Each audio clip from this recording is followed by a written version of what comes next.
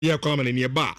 Making car messages out do amade abin na awo dwumadino eso kopem sadumienu ebebo na yebe sorry Bismarck osu bempa yala ewa ha mobetene nka ani abejafo nyina awo dwumadino enso eso hunsam no no Richard Onye na ebusanfo na nya asem pito na a weekend of a classical na classical we ya classical bi anya mienu kwani na bibia biom it was chaotic drama bibia na game na kasa de ekon we na Real Madrid ashemienu ama Barcelona ati ekano ba ko into revenge and na Real Madrid for no enso etiminyaaye na game ntokwa esimni na no the story behind the story the outside on TV na chia wan hu no eno na ya trans ya this community na no especially Vinicius Junior and na Lamine Yamal ntokwa no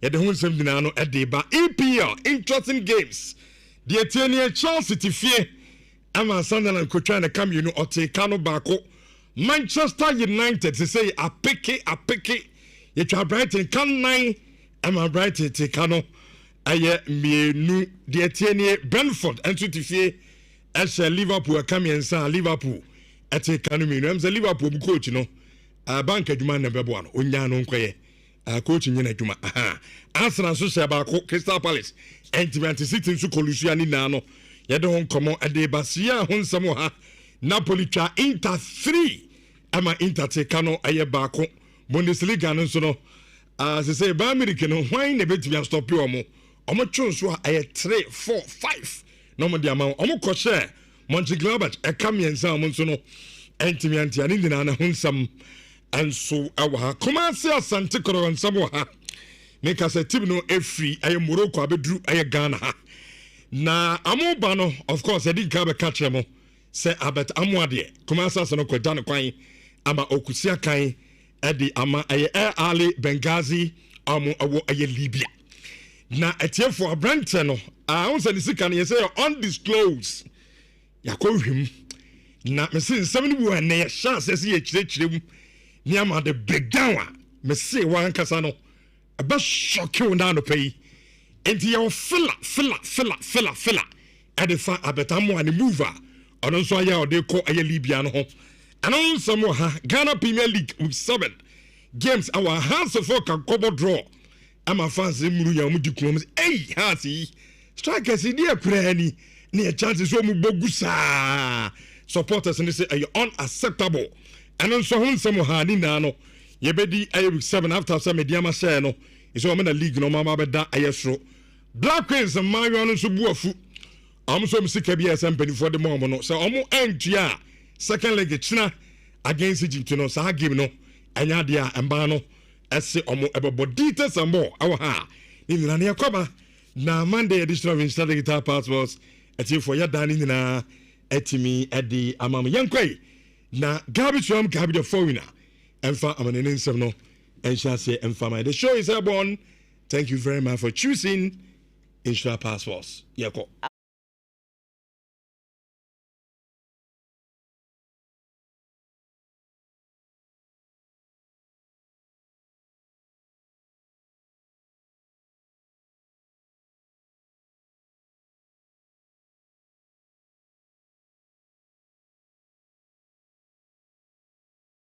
Either say about draw or you lose it.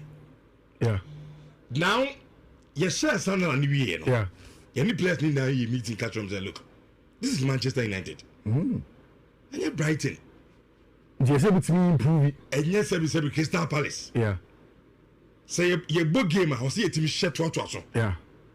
And the against Liverpool, more function team say you're quite cautious game, no? Not like you're shut Sunderland. You lose it to Liverpool is normal. No. It's not normal. And so the initial boys meeting. Let's start with the game that will go on at Stamford Bridge and then early kickoff, but the earliest of the kickoffs. Sure, that is true. Because Chelsea Bobo Sunderland. You know on the English Premier League table, Sunderland are 7th, the same point as Chelsea. Okay. And yet small teams are, and Lebrie for one has done a very, very good job of Sunderland. Jumano on Sunderland for now has been very instrumental the likes of Nodi Makuele, the game that they are playing, almost some very good players about the common team, and almost every team will be able to instill their style of play. Last time at Old Trafford, I think United were better than them with experience. Which you will say, when you come here and you open up too much, inexperience will show and will hurt you. And on the side of Maresca and Mantiano, I mentioned the last time, say, whatever Enzo Maresca has been able to do, the most important thing, and they say, they should be able to get consistent results now because results in their back. But how do you build momentum? When your momentum, you are going to be in serious trouble for yourself and for all club. So Chelsea should be able to build momentum in the lead up to games never and it start from this weekend. And yeah, Didier Drogba Kasindi, and I loved it. I get why people love Didier Drogba. I think he's a very circumspect person in terms of being a Chelsea legend. Drogba said, I said in the past that I don't recognize my team, and today my team has improved. Saying that at the time, he made some mistakes, and now he said actually, oh no, Okankofona Maresca by and they didn't give credit to Enzo Maresca. No? But he has come to understand that the job that Maresca has done at Chelsea is huge, and he needs to give him credit. Now, since because social media, it is hard for me to see the Maresca doubters. But me naive. In as much as I've not done this job for too long, me naive. In the sense that results once results begin to plummet, the doubters will begin to pop up their heads again. The cracks on the wall will show. It's the story of Anna Slot. When it was nice, people sang the good song. And you know, there are Liverpool fans who are now saying that Anna Slot is crown Onyadi and he can't manage the team. That is why every time you leave fans to do the argument, and as an analyst, you go on and talk about it. And now make a show. Say the return of Liam Delap will be a good one to him. Now, the Liam Delap arrival means that Enzo Maresca will be able to get somebody as the number 9, whilst Joao Pedro plays in behind as a second striker and operates in the half spaces for Abenti Efreno. Enzo Maresca on the team is very, very important to be able to get that quality on the team and start with Abenti Efreno and Liam Delap, who will be able to come in and come and play. Which the Chelsea, Ebebo Sunderland, no Masha. They need to be very, very patient and take their chances. It's the story of everybody that has met Sunderland. Sunderland forces you to play too quick and play fast. And then I think it is clear. Say Chelsea starting lineup no. Per what happened in the Ajax Amsterdam game no Maggie you best started. Because Obon for just 45 minutes. And then as we see the full pre-match press conference, he mentions in there that Maggie will be ready to start. Which okay, say one time we be sending a message say on TSC Enzo Maresca able carry George. Now all the Maggie, I think so be say cry. And I make a choice say per the drop of a number 9 for Maresca. He wants the number 9 to occupy the center backs and stay within the width of the 18-yard box. You need to be positionally disciplined. And no Mr. Maresca. Maresca says since Maggie will feel La Masia Bayern. Now the training yet. On training or diagro or money straight tactical instructions say yeah. Now Tyrick George rather was disciplined in that regard.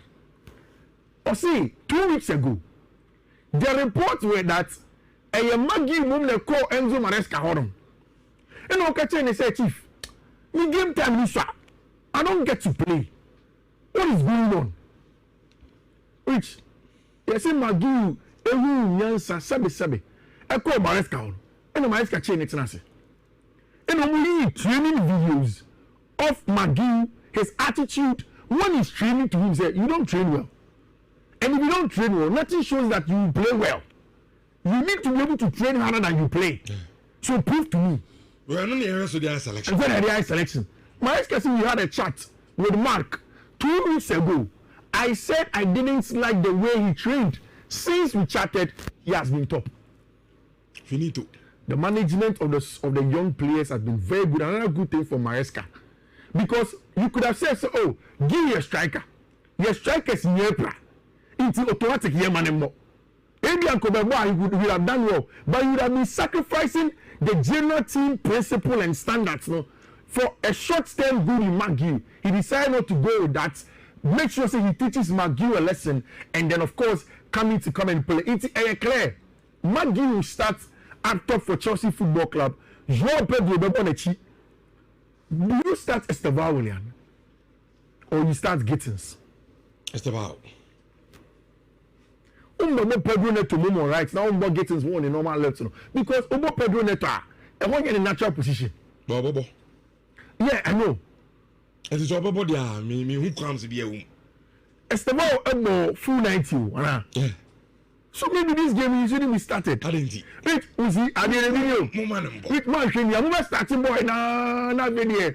After the na video come. This is Sunderland. Open game a bit me Busia Brantin. On a 7-2. Oh, come on. Look, Sunderland or teams in army is stubborn. But who she had Chelsea in Manchester on the better level. The start wow. Oh yeah. Me I think so open games are. Every time I'm Brantin Premier League no boy. These are some of the games. Okay. Sunderland Musano. A very, very good thing AC Marco Cram Bekacho after the Champions League for the very first time or stay for 90 minutes. Okay. Which is good for Marco Cram because no man else can match Bobby on only Moise Caicedo. So the management of them has been good. Maresca say almost 3 sets of nutritionists. Almost the general nutritionist for the team. And almost nutritionists for players are almost normal injuries. But players which is set Lavia regimes no.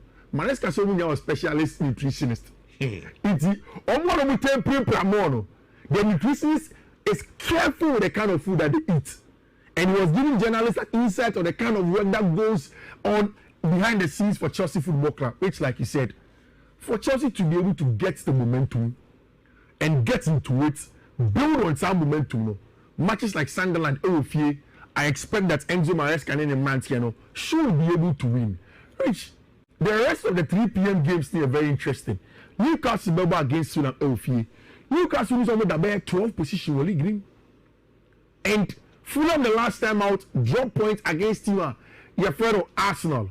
I expect that this is a game that will be very cagey. My pick for this one is a draw between Newcastle and its team my friend Fulham. I will jump the Manchester United game because I can. The next slide near your one.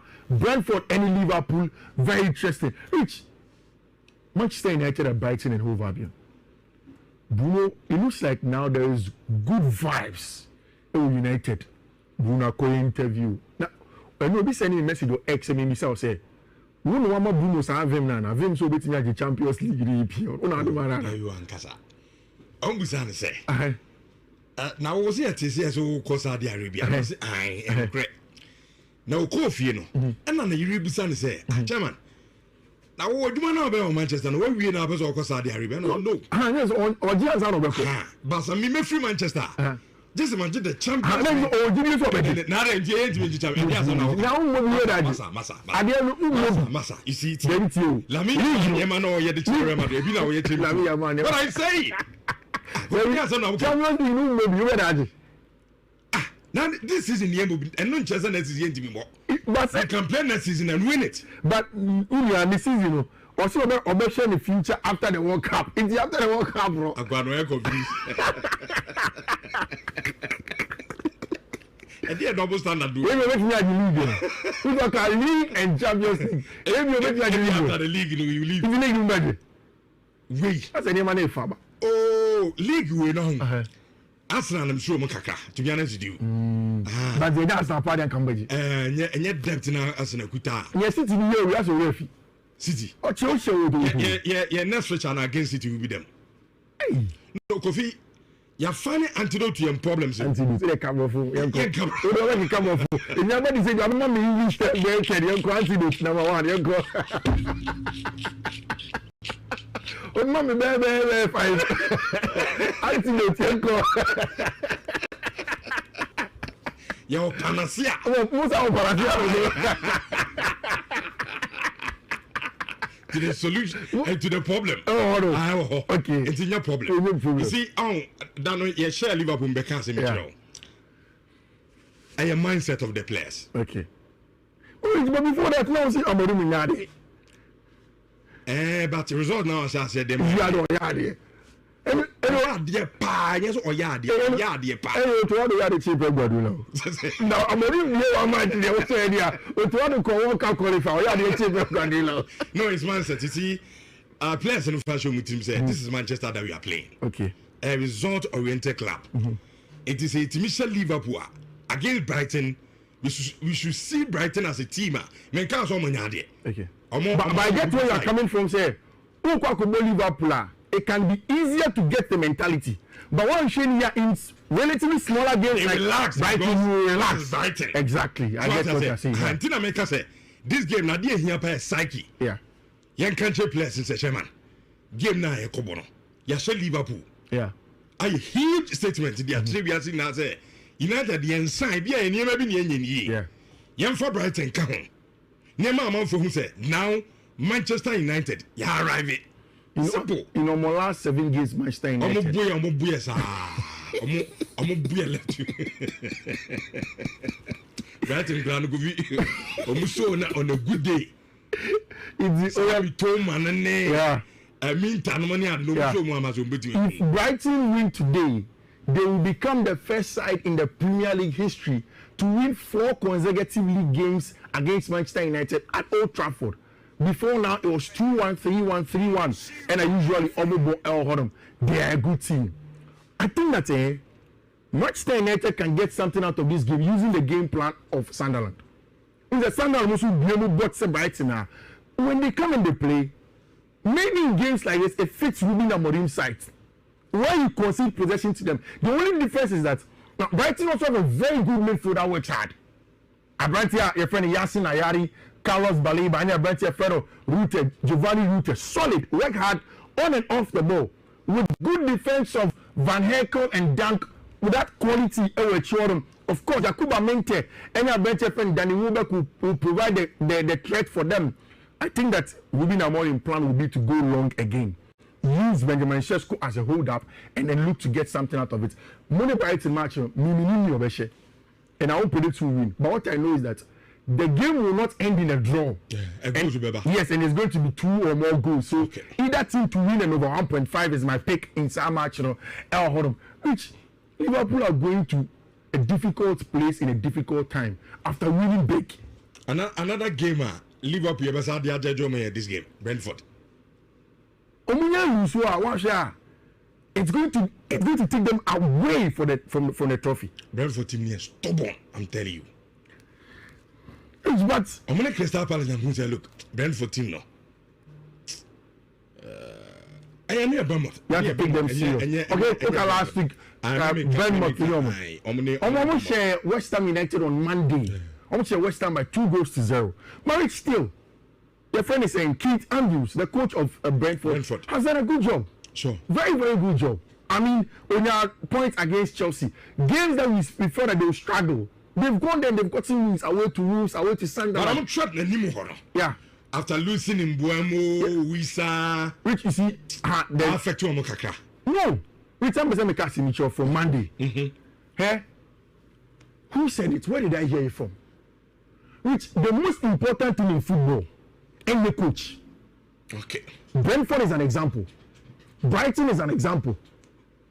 The most important thing in football is structure. Oh, structure now. Yes. And to be a banner or slotting. Yeah, because look at how big Thomas Frank was. Left. And you know that Thomas Frank flew it's a common relegation. Now look at the other side. The other side is West Ham United. Nottingham Forest. They had strong coach David Moyes and Nuno Espirito Santo. But immediately Nuno Espirito Santo left there because they built the team for just Nuno Espirito Santo. The team is struggling. David Moyes, Shanko Faba, Julian Lopetegui, all of those names. And now, Nuno Espirito Santo lost 2-0 to Leeds. So structure is so important. And I think that is the strength of Brentford. We have a strong structure with data, tactics, all of those things, and I like to Carbon. To the extent that Keith Andrews was just a set-piece coach. I don't make a show. Time at Chelsea, therefore, Bernardo Cuevaro. And nobody Keith Andrews by. He was just a true coach. And now look what they are doing. So structure is very important. Rich, I think this game is going to be difficult. The last thing I would worry about is more scoring goals. Rich, have you seen Mohamed Salah's data this season as compared to last season? Chance creation, shots in the box, touches in the box. Yeah. I'm a game against Liverpool. Yeah. A whole salad to bench. Yeah. He dropped him. So I ran to number 4. But is that the best way to manage Mo? Maybe. Say, maybe I all can't say. Let him understand that you want more from him. On 17, sir. Yeah. And what the idea, but yeah. Still now, as I from T. Pigan, yes, you'll be able to be able. Well, team the result. Yeah. Per the starting lineup, it means that Abante Henderson is going to go back and play against the former team in Liverpool. Mohamed Salah looks to be back. Of course, Ryan Gravenberch out. So if you want to be Curtis Jones and Abante Fernandes McAllister with Hugo Ekitike back in it, which I think Liverpool will win it slightly. Okay. They'll edge it slightly over there. Which I was saying this thing. The Grand Clasico is the best game in any club football game in the world. I undisputable. Whether you look at it from the historical basis, look at it from the analytical base and player quality, whether you look at it from the media coverage and how people follow it, it tells you it. It's rich. When would the Grand Clasico be played? I mean, I'm watching at 3 p.m. Everybody in Europe has cleared that space for them. Obia clear space, no, I'm El Clasico, because your TV rights will not give you people going to watch El Clasico. Obi a Chelsea look at Clasico, they want to go and watch El Clasico. A global thing. The world literally stops. That is what was it Mbappe was saying in time when I got the story. The world stops at El Clasico. You see, in the last few years, we didn't get a big El Clasico because they weren't the names that showed the El Clasico. When Messi and Ronaldo left very early, no, Mbappe, Benzema, Mbappe, but they didn't have the real big names. This time, the names are back. In fact, it started last season. Lamine Yamal Ibanez Nazari is the face of Barcelona. We wish they name you. Whether you like it or not, you can't say that Mbappe is not up there in terms of the face of Real Madrid. So you can either choose Mbappe or Vinicius Junior, but Madrid have the face against Barcelona for which there are a lot of subplots in your Clasico this time. It's a normal down soon. We will talk about the subplots. Which do you know the day I really got to know say El Clasico no?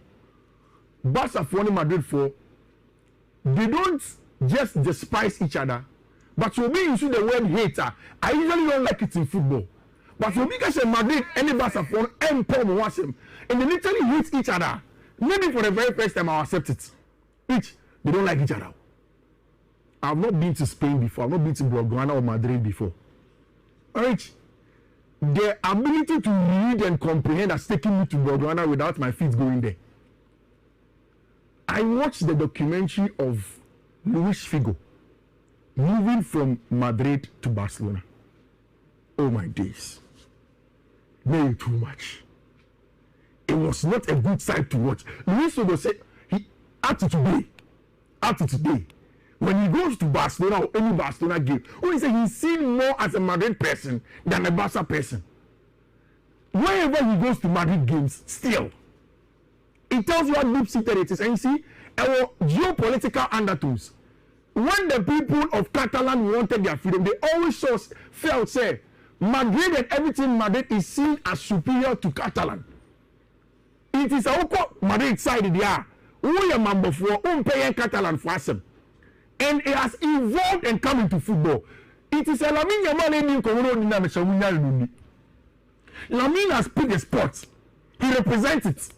And whether you see it as arrogant or not, Lamine feels like last season one can't also only to show weather. Okay, Chomo. I see that show 4. We beat him. So if you want us to stop talking, beat us. So whether the Madrid players are happy or not in their dressing room, you want a cup of tea. Beat the boy. Send 2, 3, send 4, send back to back.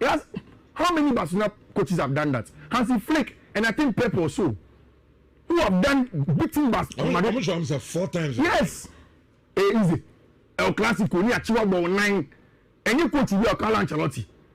And there was Mbappe, there was Vinicius Junior, there was Jude Bellingham.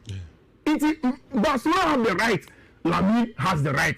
I read that interview, the transcript for the interview. No, Lamine is a for complain. Madrid for complaining. Maybe soon, so they only cheat and complain. And is he not saying the truth? Doesn't really complain at almost every opportunity given to him. Maybe it comes down to today, which sets the tone for the game. It has set the tone for the game, whether you like it or not. And it's going to make it very, very interesting. Which, Sisi Ayekasi, who is Barcelona's best player? I say Marcus Rashford. Samu. I mean, say Marcus. Senior man Marcus. Who did that in India? Marcus. And then Marcus to score better one. Ochina. Fair, my background, not for real. Jude Bellingham first El Clasico, she go Englishman. Marcus Rashford Englishman. The first El Clasico, Omo Buana. Oh, it's our form. Aye.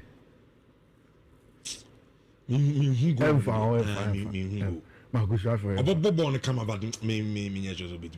That's only him about the phone side. Of him. On Mesha Madrid. I doubt any day. Yes, only him on the side. Me who passes on Mesha Madrid. Marcus Rashford formally a very, very good rich. Oche we scouts now she assist the penalty box penetration inside, and at this point it looks like he is, of course, Kylian Mbappe is playing, and they're playing very, very well in terms of the players now ever back. So you see, how do you expect the both coaches to approach the game? Who is there? Xabi Alonso has done one part of the job. Wait, let me answer this question in this way. Which of the two teams is most balanced at this point in time? Most balanced? Yeah. I'll choose Real Madrid. Real Madrid? Yeah. I think I agree with you. I'll choose them. And you know what I say? Which Xabi Alonso had found ways to make the Madrid team balance. This Madrid team was not as balanced as it is right now as compared to last season. Now, say Mastantuano the Baba Jumanama team now, he brings him in. Yes, Carvajal is back, Trent Alexander and Arnold is back. But I don't think those two players will make so much of a difference on the off. Maybe in games like this, he would rather want to start with Federico. Or maybe Carvajal, but still have Federico in the middle. And then add Orange Chimeni next to him. But now the big question becomes, does he drop Abentia friend Ada Gule and then start with Abentia, your friend Franco, or any more Mastantuano as part of the players? What does he have to do? It is one of the big questions that comes into this game. Where does he start in this game? Do you agree with this starting lineup? Yeah, Real Madrid. Bellingham, Gule, Mastantuano, Vinicius Junior, Mbappe, Valverde, Rada at fullback. You know on the ball, Juve game no. Yeah, similar. No, so much Gule started. Oh, okay. Yeah. But Gule no Nimbobo. Yeah, Gule is very good. In fact, make sure against Juve. I was asking myself, Gule is very good. I did not Carlo Ancelotti use very, very good. Very, very good on the ball. Very, very good. And decided games. In the overall Carvajal Mebo Gule. Yeah. Mebo Gule there means that you need workaholics around him. Because Gule doesn't work as much as Mastantuano. Yes. Any Valverde. Sure. Do you agree, sir? Ubebo Valverde rather than Carvajal? Mebo Carvajal. Before injury, I think this is his first training session. Also. You start him. Carvajal. So Obo Carvajal. Okay, Obo Carvajal means that I can't Valverde. What the Valverde? I'm on the position. I'm not free for. No, you went for because there's Bellingham and there's Chimeni. Do you wait for all the Valverde? Can I eat your money in my ball? A Valverde. Oh, rich. Yeah. Things are build up no on the struggle. I don't on the struggle. Because Valverde 8, that would do box to box. But Chimeni a specialist sixer. Or makes my boy build up. Minimum the member of Valverde because they're classical. But yes, I agree. I get the point. Is a classical. You need Valverde's attribute. So then take the opportunity and drop Carvajal and then play this one day. Valverde Mumo a Carvajal position. Yes, so Otabo right back. Yes, I can. Of course, you will not get the best out of Valverde from right back. But again, also Valverde is helpless now. Game the best tougher. Or down a long drive will be now. Exactly. Yeah. Wouldn't know what I can say. Carve position right back. And she no kaka. But for me, we can push in and come central, depending on game state. What happens to so qua Nechi? That is why you have a lot of space there. So you see, I saw something in the earlier seasons. No, now Xabi Alonso Pesoye. Or started with Trent. Say that Trent ever inverted that. Sometimes Valverde about this side of where Mastantuano is. Valverde will drop to come and cover. So in a game like this, it is either Valverde that you have to go too much, or when he goes, you have Chimeni stepping back to deal with that. Because in both many decisions and rich, it is risk reward. It depends on your shape pros and cons now. There are cons never form and are the cons that we think we can handle when you get to see. I think that Madrid can handle this kind of cons. Play Valverde at right back. Give Militao and deny him the chance to play at centre back. Very good ball playing, very good combativeness, very good physicality. All of them. Out of Alvaro Carreras. Jude Bellingham for the occasion, the personality, and all of that it takes. And of course, the box crashing. Then Vini and Mbappe. It's a lethal starting lineup. Which, on the Madrid side, if you are asked to pick who will decide the game, who do you think will decide the game? Of course, Mbappe. I have an unusual choice. Sir. Thibaut Courtois. Okay. I think Courtois will be the difference maker in Amiens much now. I think Barcelona will get chances. Which, do you know my worry with Barcelona? And now it was clear. Said Rafinha will not play. Those that went to the Civitas Esportiva to go and watch Barcelona for the training. Which almost when you got to tell no. Almost I mean Rafinha just the gym work. Or gym work one go park those one go ball work training. So they are thinking that in their conclusion, Rafinha may not start in today's game, or maybe he's going to be out. Granted, if he's not start, it's a big blow to Barcelona. And the reason why I say this is that, so Usha Barca team now, maybe today, Rashford is the most informed player. Yeah, maybe Lamine Yamal is a great player generally for Team FM Football Club Barcelona. But the person that makes that Barcelona team tick, I can't defend Rafinha. Unless you don't want to give credence to him. Say you see Obi Bobo. Now making the team tick. For me, I said it. The athleticism of a bench friend Rafinha, and then the PMP, pace and power for him to go and come. It makes Barcelona tick. Which my last question to you, and I'll wrap up. No. Frankie de Jong and Pedro Gonzalez midfield versus Bellingham Chimeni midfield. Of course, you find number 10 sneak count. Ada Gule, any Lopez midfield. Who wins it?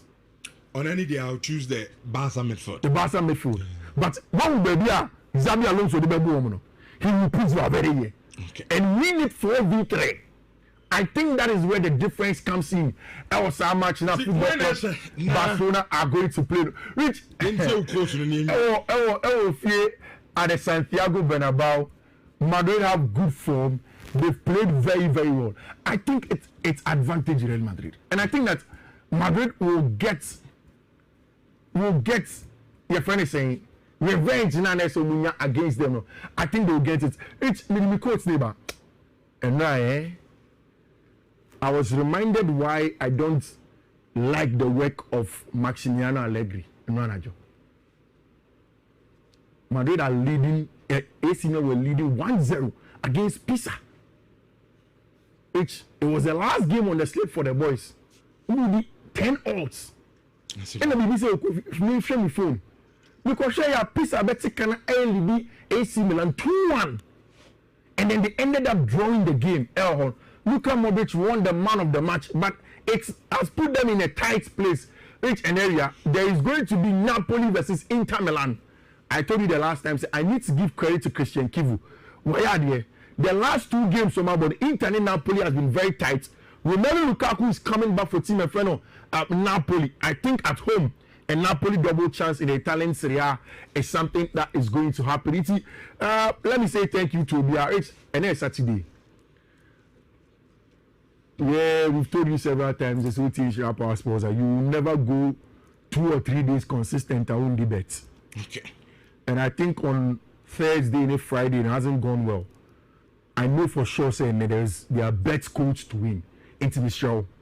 Team already, so I just take your pen and paper and I start to brush your bets way up in him.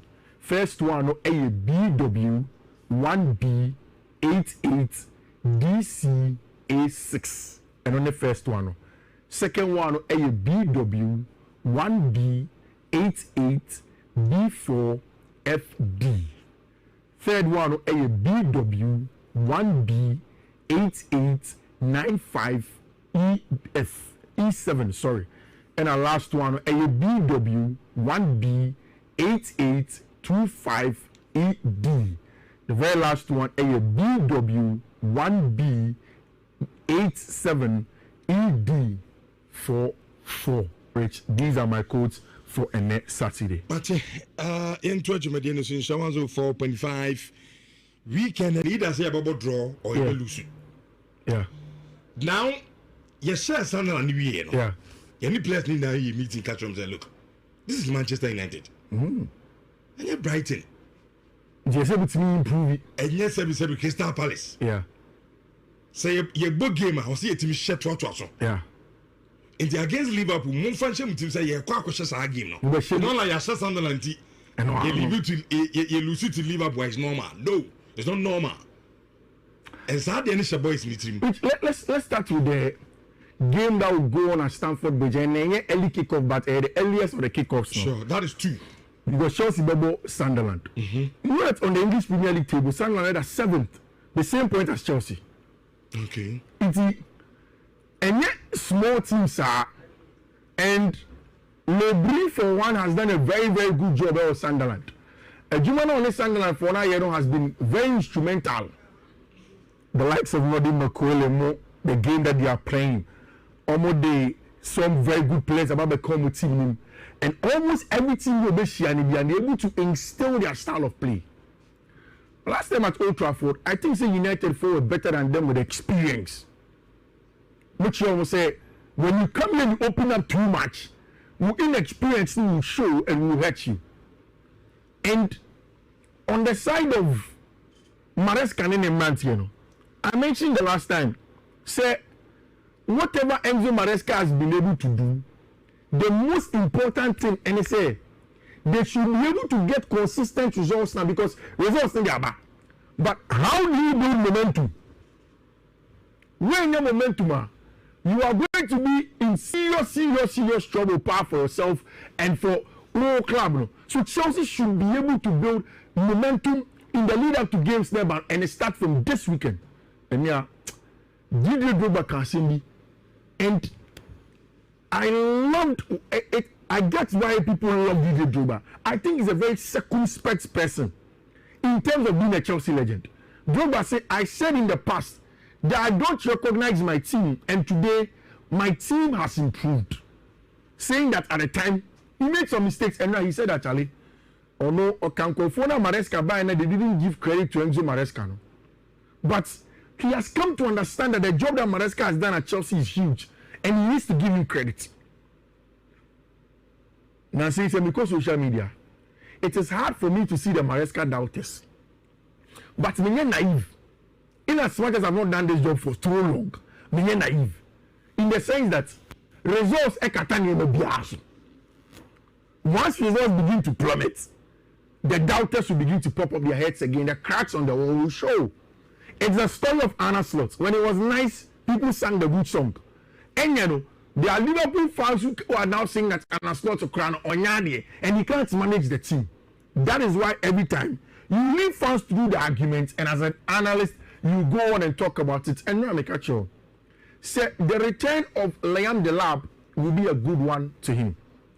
Now, the Liam Delap arrival means that Enzo Maresca will be able to get somebody Obetinyamo as the number 9, whilst Joao Pedro plays in behind as a second striker and operates in the half spaces for Abentia Ferro. Enzo Maresca on the team is very, very important to be able to get that quality on the team, and it starts with Abentia Ferro and Liam Delap, who will be able to come in and come and play.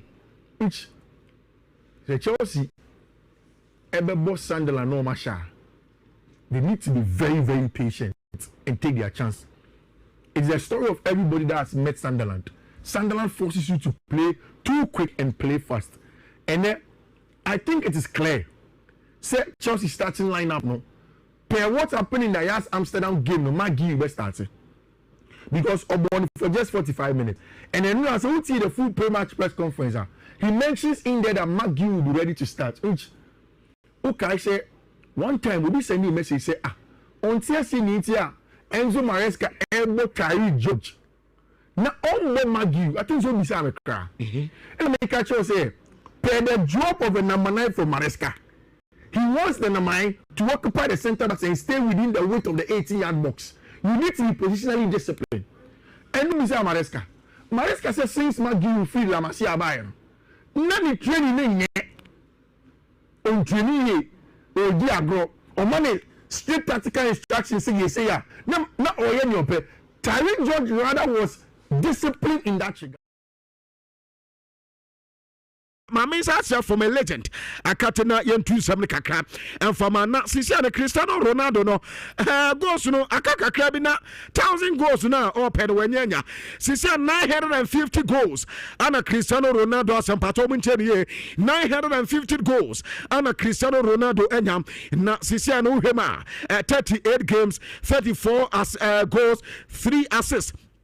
And this year 2025 no Cristiano Ronaldo Argentino house in the MSO pay no akaka krabina chase what do and the next papa problems Ronaldo and so as ambekisa another mark na history no and go so trend no koma kakwane na mako juve na mako din koma kakwa sisi no ko Juventus ho anwu kra o head coach adin adi I got to the report amensaka asa yasa kamesa o mama na 4 matches sa 4 matches no pay no and anya de ne de beto no abra bomu no sack na ano pay ne ebetem esan say yase no anda wakwa ba dabrido na de tene udinise ana fa criminals sporting CP ana towino gamer eda ju very no reporter men saka as so pay nim na so nim na say ono so for pick akrabia ene sack na wo me baba go to donti eno ye the Croatian international reporter efira katem adi aba na eno na yakodi nkoba kakra awe say ebia juve asa say ni coach say din komana me pato mi wura ma yasin pepe ya kasa de enya de say juve asa say ni coach bia edin komba mo ne de wo mo ho pay ni kakra every pem no metima take decision na eno na ya go to don ankasa ye be say eno amukokodi nto na mu team na ankasa wo de we city a say na problem ni city and also nyame anim ni responsibilities ni de amesa adens district na eyomuna ana adena asi na we ne enya fina ye betwuma mana ye bibire say unity eba wo gidi so unity eba wo metimi akambom na suspense matches edo menim no monsunum atimi awe ne o say there something missing ade amese enso ayese wo monso beti etima stay focus na for omon dramatize issues say ne be betimi aboama Juventus in their next matches no wo monso atimi awe ne na wo say ono say ebe pam na na say yem pam no enya no ho no odwene dia odwene say Juve eba san fa ntoma pa e dia fa no na ya ikonkoma kakra efina kati edi eba na would say in the last 4 matches at Juventus abono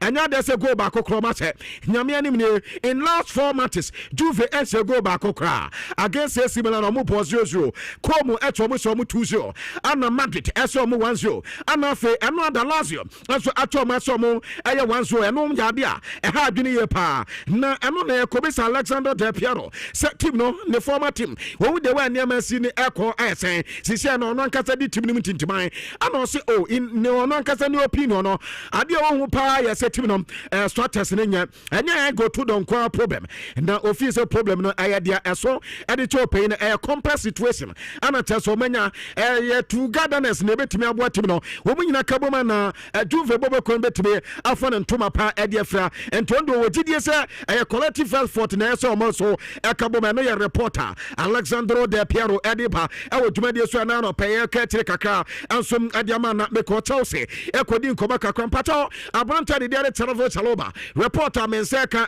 say when you player this season there Chelsea ayo madwen say one be man content sense because bona kodane bono ehia say ade no be colon ehia say Chelsea beto na man akoba bia ento mo hwe nim say abranta no kwankro bia so we meti man abranta content sense na anu ayo reporter efi Travel Chaloba akache eba e dwumade so na no pe no make check akra ade adambo na anu ada El Clasico etoja ukọ Rafis no wo masse swesi na no e was spina and the president no and so that the Spanish Rafis committee no ayo penya ni dinade Fransoto na Fransoto se yanka amo biancha ya se no ada nani agiye pa and the ref handle came no was it the whole city came nani agiye pa ref no officiating bibia ya sport on eduma na no ya when your friend El Clasico referee and anu ya reporter pato the Spanish Rafis committee paying power no Fransoto edi eba e odwumade so na eno na Matthew La Horse me pato La Liga wo mo former referees ne bako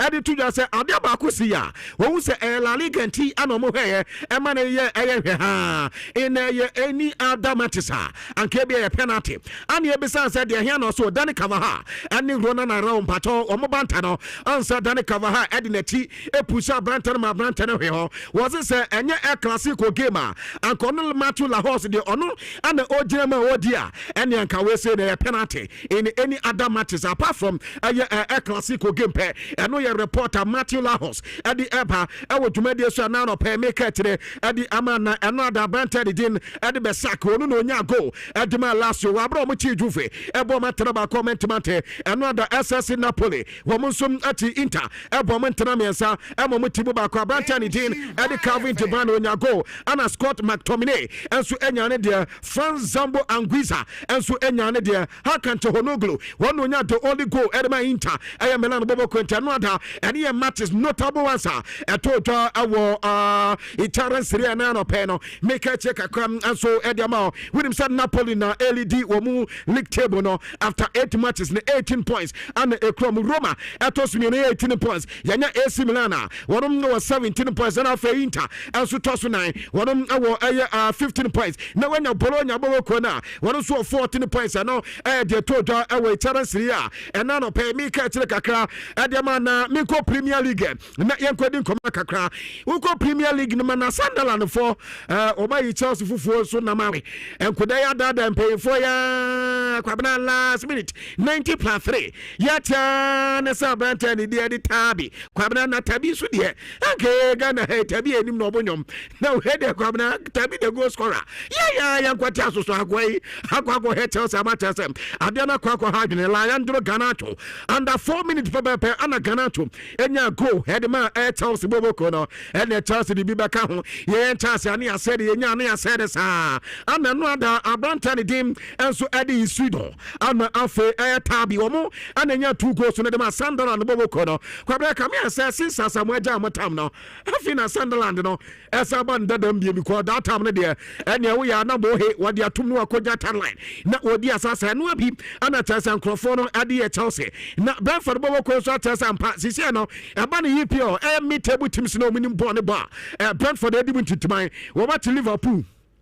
Edio Muhagro and Trami and Son of the man Liverpool Bokono, Abranta de Tango Atara, Enyane de Chadi, Enyane de Anna Afes Tiago, Pazoni Banonuso, Enyago, and Sana Kakas, Milos, as when you go on a fair, Muhammad Salatino Cabana, Salatino Hubeda, and you win Anna de Baye, Arsenal Bobo Conabara TSA, and Sonia the first Premier League go, Ediama, Arsenal Bobo Con against Crystal Palace or Dre, or Mancaza former club, first time, was someone on another, not a Johnny a day pa. After Tottenham Hotspur and so kwati eva tene drum agro e wo mankasa fie na Abranta de Van der Van when you go and in fact the tensa sa and so nya ba ko kan nyame anim ne Van der Van and so abo bres na eno akudu suma me masa bopa and the corner wo tuba na panyanyan ade anum aye aduma de omo Aston Villa so at Manchester City e ko me pe anom de mo kas anon so ade atraba ko ade Manchester City bobo ko na chase City antimante antim anu ya Aston Villa de from Makati Ediaba na yenianum Sisi ade aye yo 3 matches in a row. Amorimbo aba ade ni ene kasa pa. Den nyame anim ni anopa nya se me Barca fo na ado mi o. Enya Barca pa gane mani hu hanto na Barca fo adamase na ada dada mbiomu. Oh ene ya mbiomu Bobres emu ade emu biwe emu mu nyina nya go se Casemiro odo gra nya go ase Matheus Cunha ensu nya ne de se tipato now in fact Manchester game no entra 9 na ba no wo mti Newcastle bo mo entra 9 ama Newcastle dabi Brighton atimu mi no na so ben Brighton atimu mi no Daniel Nitake Webeck wonom go ansana Brentford di ne enso ade Costalas wono so nya go de beta enya no ne hia kwabra Matheus Cunha asi enka mo bia tia se message odi ama Manchester United fans ni nyina ya se kwabra so ya part of Manchester woso wo nyine ni nkwada be mu nyina team a na ni die trepa ya Manchester United ento no ne dan so se oba be bo Manchester United ama Manchester to team akwada nim na wonya go ba ko pese ya na ne wa ha se na ne o be se goes to Zedia na ko pa ma mu hihye bidia ne Matheus Cunha no o ka se we ya so aja daddy so ka se kwabna na daddy mbiomu na wonim say daddy so this year you see the year 2025 Premier League na ya bon opego player or goes involvement with the Brian mbiomu at the back ho any Manchester United enquire oba na why san record no answer no beba no na record no hoda dentino Brian mbiomu you see players are actually goals more than 20 and some at the 10 no the goals involvement no kwabna eno Erling Haaland and afi Mohamed Salah Salah and Erling Haaland if you kwabna wono na tese and the goals involvement with me say bibia aya kama de ma daddy mbiomu na Enzo Maresca and the business chairman na de na sie Sunderland de obeyi we are I say we check as for na we duma kakra ankodai no ya kokwasa no say no kre nyame anim ne se Chelsea apeso mo ye bibi pa de akwabna brofo na your friend consistency na no ana se Chelsea ehia ye pa ma botere matches ato so was in a row ene ma nyina ekoye edi matches 4 matches ene ma nyina eye kama na mo bebo sa boy ya mo bo ndo pensi nyame anim ne no ha adwene ye pa se Chelsea apese wo musu leave it to expectation na ese consistency ne eba the level of football no ese sa ball no mo bona na ese wo mo de toto aso sa na no ensutimi eboa Chelsea boboko no ene report am pato Chelsea head coach Enzo Maresca ade to Jamasi say Premier League table no Arsenal foi tabie nyame anim ne am say this is India Delali atiase ni team no wo menya the Premier League say aja wo mo so mo di Premier League no ma the Champions League ntino ye he Arsenal boboko 22 points ne kra Arsenal and AFC Bournemouth for toso aye me 18 points 17 points ne kra Tottenham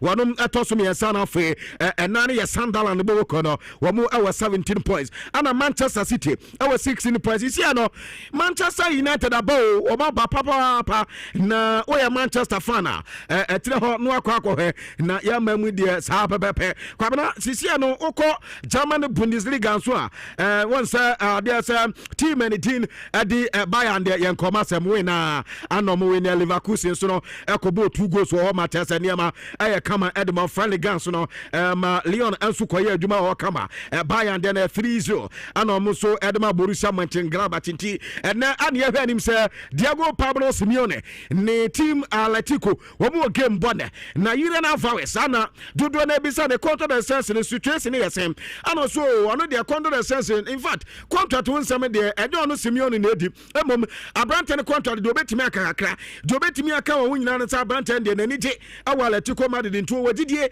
sa abrante ne be contract sense e de ma Atletico Madrid bobo kwana no ye Diego Simeone enkoba kakọ no sum adi tuta na wenim say openya ne Jadon Xabi Alonso nyame anim ne time no ye player obo El Clasico matches between Barca and Madrid no kwabra 30 matches no bo here what we need 80 as a player oba as a head coach 1 match 1 win ti amafo fi say Xabi Alonso no in the coaching and beating Barcelona and Nhyira kama and some adimo pay pano and team another Madrid and so at Barcelona bomu 2-1 Mbappe enya go Jude Bellingham enya ne dem and afa Fermin Lopez so enya go kama adimo Barcelona bobo ko sisi no Mbappe aka players are almost Sia Barcelona or Mutimiso Mopa under the 21st century. No, Akuda way, Wako 12 9 matches, we had 12 goals.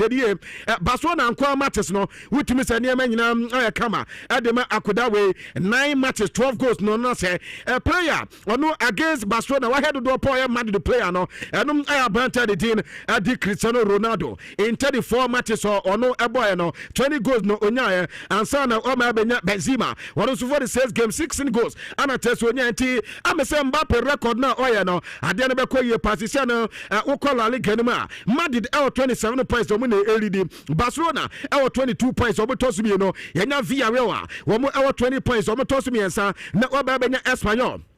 One more at Tosuna, one more 18 points, and 16 points. No, equality commanded the net, one so our game ball. Another Mikel Arteta Ekasai, Arteta see and come with the entire Abrantan, the Pierre Capie, was Aquadano, Asla France, no, woman imagine who ye pa because Aquadano, when you play a pana, Kakana or bad boy, no hair game, no, or hair aggressor. What did I know? No, some pap mentality, come a commitment level, no, I was to the poor boss and a bobocono, and here Mikel Arteta Ekasai. And you besides okay, victory against a team we win say no say na na Messi kono so Arsenal we game no mo born on there in fact nani adi pa you winner o many nani adi we pa o catch any players no it's say in the last 3 days no ball game na wakọ say nya winner we feel say adia come here pa against Crystal Palace no come ka so Mikel Arteta and so adi tuja o head coach at Arsenal na yenko classic no so na yenko di juma kakra ebusia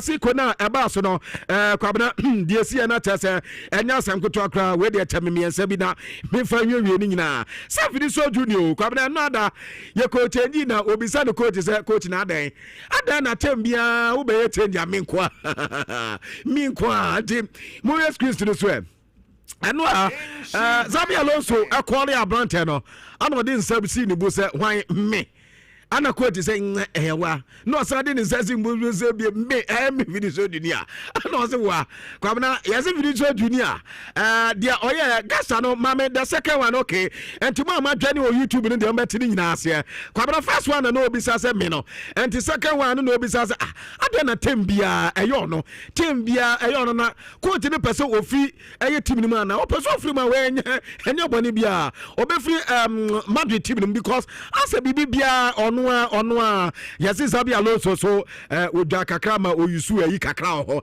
yeso oyusu efukra ne ade kwa okay won no can damn it na yesi Vinicius Junior and so oye run 10 wa ho no ana che so ode F-word na de to aso and Vinicius Junior and after the game na yeso adwa ye pa na Zabi Alonso say we na hu hia wo mani abrante na be kasa beta eno ye private matter enye de obeka no wo eye microphone mu obi atibi na wani abrante no kwese atiri ho what in the back as 17 and the reporter etotwa e odwumadie so afi mame entokwan anka se kwabana se entokwan de ba eni o entokwan ye pon he no Dani Kavaha na kofa asem nyina ba Dani Kavaha na mubaka last year Lami Yama Baba Kase, Yako Oko interview near Bisasa, Nanoda, Yase, Wako Commander da Sam, Yaso Casadudo, and Tankabea Kuanutum. I'm a Lami Yama says a man the 4% or no, or can do tuma. I just saw more man the Fona Sebastona for some mad in Yan Sebastona, mad in Nisse, say some Macasa, our matches between Madrid, Omu, and the Barcelona game to Cabana, Omu again, Nana, Dani Kavas, and Tama okay. What's Okasa 2 months? I could not get Okasa 1. Me Lami Yama tadi one ekoi Lami Yama nabe Lami Yama do kama vinga patana teze Lami Yama jadin din yenya no kwa na ni wo fa nimpo woni ni nkosi agani na but medino pictures in sequence ade aba mo dwane wo Facebook a mbe wi de wa ade no esi ekwa ni ade na ade ba ko se fa ayi makasa do so kwa bra no so ni tibu koto na no ade ba so na ngudai improve that as omo ni omo ko makasa do ani tibu koto a wo de honso eno so ade ne prayer anaja ya patana Lami Yama ekwa na tibu koto ama na so se o ka na no de no eno ho kwase na ne ebisa no jaidede no enti Lami Yama ekwa na eja o tetemu sa na ole ntwamane and so player we na me ha as Rafinha ora ntomane enso ne Rafinha enso nya 110 no anti kwabna eno ayapon game de na tese ada na ento anko Vinicius Junior enso no na ne de ne namu dindindinti no so sam kakra ne kwabna ma yemfansi a ne de mawia kakra kama ba yende anti ma yemfansi anum sei.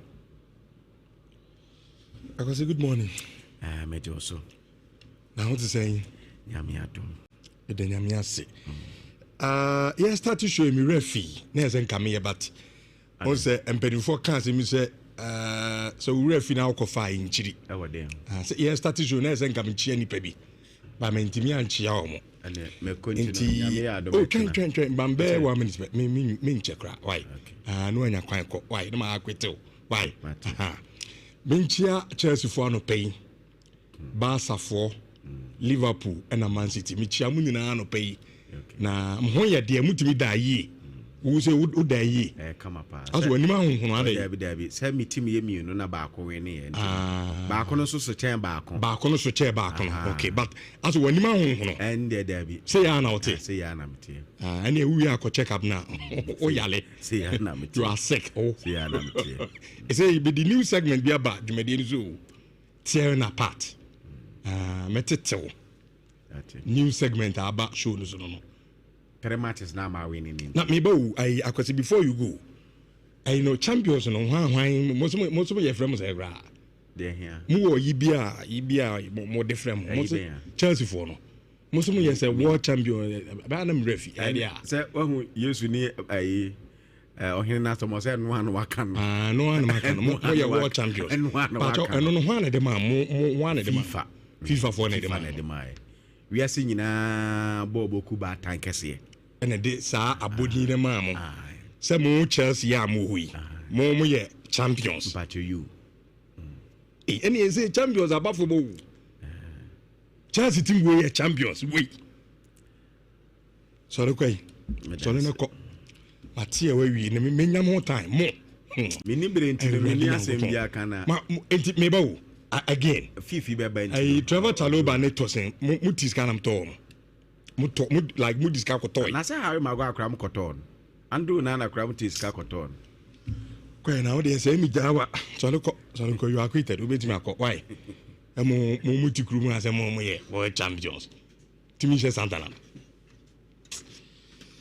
therefore intro jumadi no so 4.5 Monday edition of Nhyira Guitar Passwords ya transfer the jumadi na ba so nua no nso fro bi ka che ne se ye be hye dwumadie no ne pompon so no ase entibra YouTube Nhyira TV say Monday bia a new segment your friend tearing apart I'm sure mo anama tetew no so na akọ anim ti awon sam no na ye beto so ti media mom na de tie maka chon se dwumadie no ba so ye friend osai krom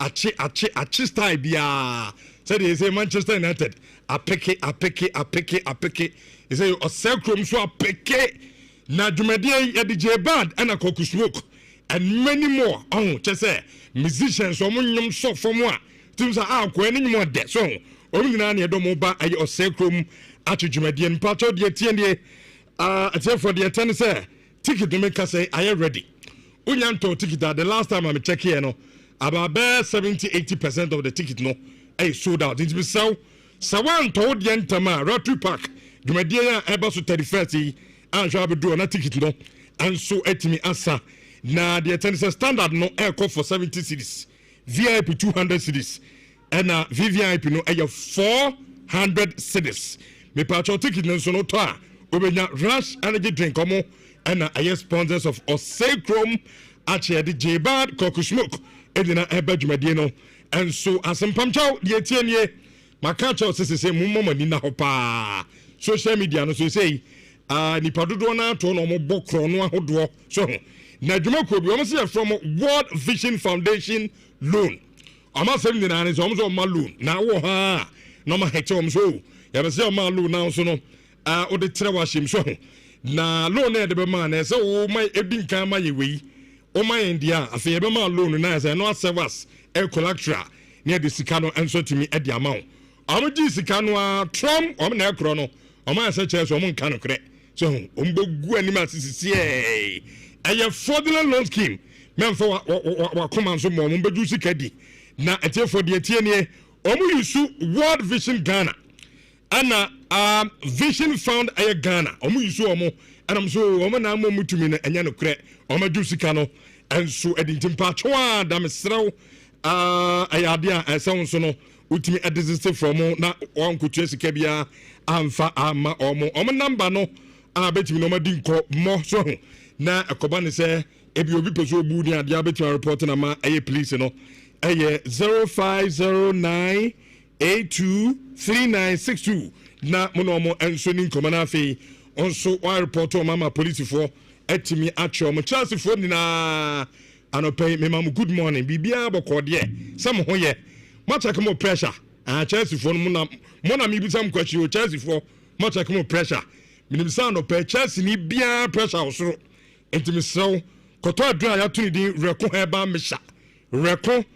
mesha okrasini doctor na duro no kama wo de chance ni bia wuti ma no pa bia koto bi nondom na pressure na nya ho adwuma information low ana higher me pato koku how oba na be ma awo no emma oba wo ko afikyina wa ya se eyawo ya honam ni na yawo ya and brother so ye me pato me kamfo reko heba mesha na ade amawo ewo dwaso okọ promise eba Freddy Men's Sack Pharmacy oboase from Monko Time FM Otek FM kumase ho na no kwa edro bi awo Breman Pentecost. Thank you Jesus building ma and on sabaka kodoreko Royal Enterprise na unsa akomo edro bi mpato frɛ sofo reko awo 0244 470067 na mo eni komodama sese de any officer sese ni na no makato se eye Alaska Star Enterprise and American for at the amount and anopay the etienne oban chef and new studio ha I say na niema hodwa ya de say so be euros na studio na fesano in Alaska Star Enterprise from wallpaper blanketing open material one am sabetimi aka eco panel modern TV stands TV backlight bedside lamps the creative watches flowers so ye be di bronya udi sisi ho a na ama dem enso etimi ayefani nyina ani bebre ka ho oko Alaska Star Enterprise for onsa ebetimi akabi fo ye niam no so quality awo soro pa anti betobi na nso fa ko sisi ho dem ama bibia anya kama enfama ye wo komase adum Mrs. Anoche Blacks Anima boss from Hona was able to aka Alaska Star Enterprise and come from Bako Circle Tiptoe Lane and number friend number 0256 330075 na munomu eni enkomo Uniat Practical Institute and na yeko nyako sua computer se umpo computer de eni nipa aba betena na aba for good so na baba ni na no ene say adwuma bia wo ye bia enkenka any office adwuma ne de se wonim computer mo be de pa se onso ye be fa adwuma ama watimi aye obi honom a computer no wonim ho ma chimpo so munina oko aye uniat ye bejew ama onso watimi asua aye computer na courses bebre na omoye ebi aye data analytics computer basics and office administration CCTV installation and management, network and cyber security engineering, computer hardware, and mobile phone technician.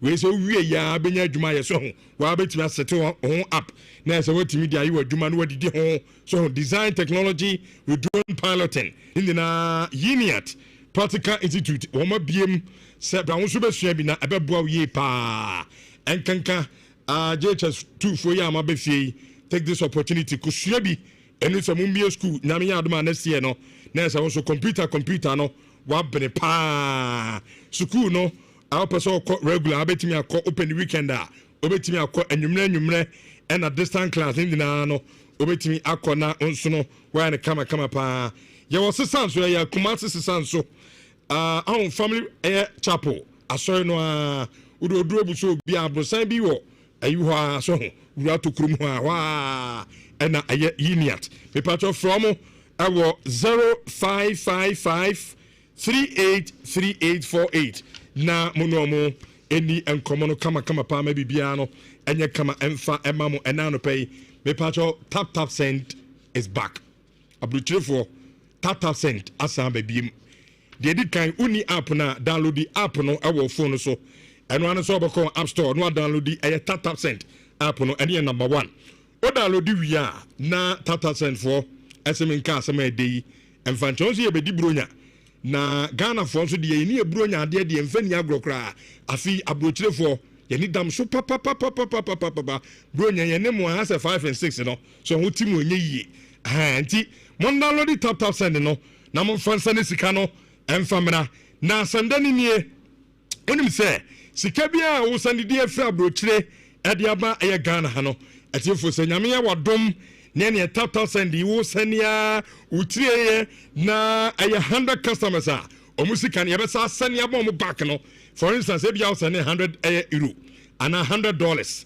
and £100 and out the bar Ghana say enipa 100 customers a tap send be you no yes send sa sika sa dia mo so abesaka the same money no 100% the send ba Ghana no and on sabesan aka umpe we na pede ntiabro chefo tap send mon download it na bibia anya kama enso from ade twatwo na afi start dwumadie no tearing apart titini pebia no pay eye amwa automobile amwa asem na ti oye cardila na wutie me na no pay a sa wo Ghana ha na wa brochire car no to see container m e de bedru Ghana ha no fort wo ho esi ne kama e de mawo so accident car na wo de buy o de from port na e bedru Kumasi na wo de wura amwa ho ha ni aye body works ni kama e wi de akowura ovinim ni spray so e ba na line na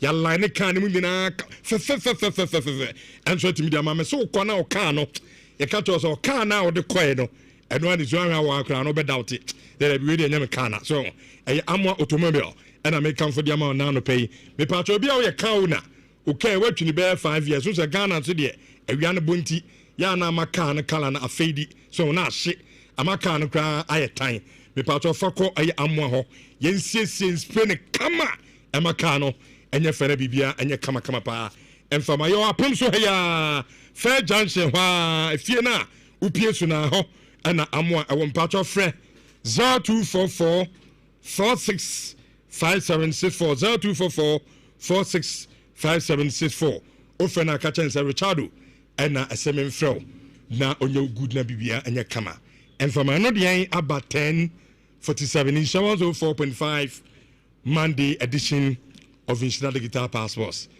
Chance mako ano wadwane. Ala, good morning. Good morning. Ojuku baba wadwane. Why want some okay? Fifi Manfred. Wadwane kwen. Oh, wadwane. So me LPMC and I'm me catch on some friend mama. Also din kama ya la mlana mse sa.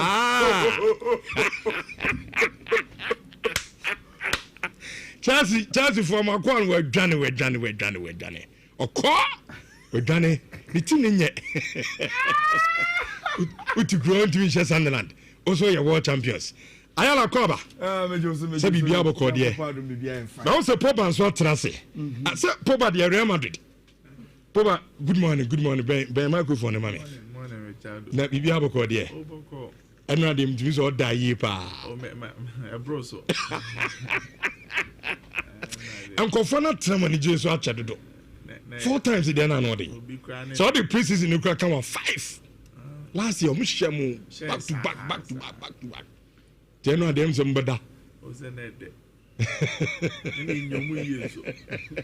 Timi ko enwa. Na den come show more. I know the enwa say ya la sha white. Sa. I na person me theory do. Na person me. Wow, bana be no. Why do I do all losing?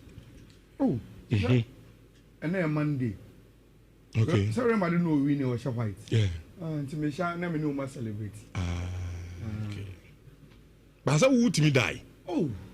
So we me ni ma to say. My dad so dey come. Okay. Unti say me Chelsea fu yi. Be show bi an ni ma hu no. What's the support team, Papa? Allow them, I'm sure. Eddie Aminiano. Me charge you. Rich. Minimum say a moon 10 games crying the EPL. Yeah. But and go first and say 80%. Unless a BBC along the way, Arsenal start saying Magam. And whether a is significant and answer is significant, you know. Uchu mutaya see a liga. A see anybody. Weekend now, we competitors at the theatre. No for 3 points, now they are 2 years. And they are along the road, and more than about once so. Then you go to your buffer. Now they are maybe no. Na abeka wasem ni biama. Enti league table na fe. Na yebedi mu nkomo. Obviously we will start from Manchester United. Saturday we beka ya me catch you say. Manchester be share Brighton for no. And Sasa na me catch you no. And go for bebre no mu njindi and untimi mbigoje omo. Because the last 7 games I'm not Man U abo against Brighton. No Man U only 1 win. But Rich, even though say ocean numbers na o game ni mu a, enye numbers say Manchester United only possession and almost share Brighton. But Rich, so one say ya, the numbers will also deceive you. Born away, you know. Apart from probably the last 20 minutes, Wobek betu fiki kishaya Brighton for saying a second goal na emu edi ansana imbo finishing game no. Rich. Until that point, Man U are na yeshano is the Man U everybody thinks Amorim has built. Dominating the game. Have good moments. Extra quality. Look at Bruno Fernandes. Look at Matthias Cunha. She Amad Diallo. She Imwemo. Even when you extra Hokran. Look at how imposing and not delete me on the game. Even Diago Dalot, a lot of Manchester United fans quite every rating Ukraine. Rich, on that day, he was very good. And on the ball, Man U say, look, your quality individual players off the ball. Rich, and easy to limit this by team. Mint money. And I put no share phone there. There's no war. Anyhow, quick on me, you know. But Manchester United, at a point, we say, this is Manchester United now. A lot of fans want to see proper team was shape. They so be penetrating no. Now honestly, your ball now or threatening. I saw that kind of Manchester United. Now, some share game Libya throughout the game, Rich. And Nhyira here, almost share goals in the Man U. No. For instance, Matthias Cunha the first goal. Yeah. Now, or share goal no you know. O share the way our players in the jubilating now. You understand? They are happy. Say Abrantian, I'll lock it. Sad, you know. Casemiro go no say no. Taman oye na go so be short no. Me also say there were some Manchester United players no me frustrated say oh emo pass it. Oh boy in a deflection. Big fortune. And baby attackers are same way football. You see, fortune favors the brave. Rich, on the day you are doing a lot of things right, like a crab outside. And the man, Casemiro, and you go on from the game. Rich. Now, last 15-10 minutes, 20. Now, if you go on, it was an eating of women. Until the 4th goal in Domino. Say, at a point in time, I'm already got trust. No, so game with you. My papa myself. I feel I will make a 2 free kick now. Now, Oma head the ball na tum. That was a lazy defending from Zexi. Tell me Musa Morina Soraba Bejina Bench was say, hey, yen fat 3-0 no. I'm a bodro Krumhau. You must do something. Now, Rich, that's in Wemogo. Super. Mobile fear Brighton so above corner. But that was a very, very good win for Club FM Manchester United. Finally, Rich, you started to build some win consistencies. So say 3 in a row for Club FM Manchester United. Now, over the weekend, no. Adia na Manchester United for the pan say, and you win nko. Chelsea ni Liverpool so ntimi answer. Sometimes so continue to be any diablo so a. And you say why successful goal. Man the enemy so out of form. Rich. Chelsea in Sunderland game. Does it come back to Chelsea almost squad, you know? Any how they can find some consistent results be because what you know what I want to say on a very, very good way, Chelsea should beat Sunderland. Yeah. In a game I was starting at 4 minutes. And I come back again. That's the first goal. I was starting here and kill the game. And I Ghana to Bob and say, Timmy say oh and no maybe. But Rich, say Ushe game no on the face of it, who gave me. Let's look at these numbers. Only say throughout the 90 minutes, Sunderland were expected to score more than Chelsea. 1.16 to Chelsea 0.97. Even with Chelsea possessing any almost shot on target now. Throughout the game, Sunderland and SG was switching Chelsea. Now, these are some of the things I observed. Rich, say we a small club our Premier League in more. I got this orientation from Gary Neville, Money, Jimmy Kaya, Gamone, Omo Pandit. No, they believe say we soccer Premier League anymore. You can play toe to toe with the big boys, but you must always have a plan to defend well and play on the counter. And they've said, say we a small club now. We was our structure now to defend deep, low block against the big boys and always play them on the counter. Then you have a chance to survive. That is the same thing as Sunderland for the year Chelsea for. So you look at this picture. This is how Sunderland, in their deep shape, decided to deal with Club and Chelsea. They know Chelsea will push. So what they did, they said, they put their striker Isado in between Chelsea backline. So Omoba in a 3 shape now. The start of Omo transition, baby at Chalo Bejinano. Any Casedo say, okay, Ukutamono. But I will not let you pass the ball to number 6 now. Opa for ball I don't have a problem because all the ball there are other players who are set to do their job. Rich, striker here said you money here.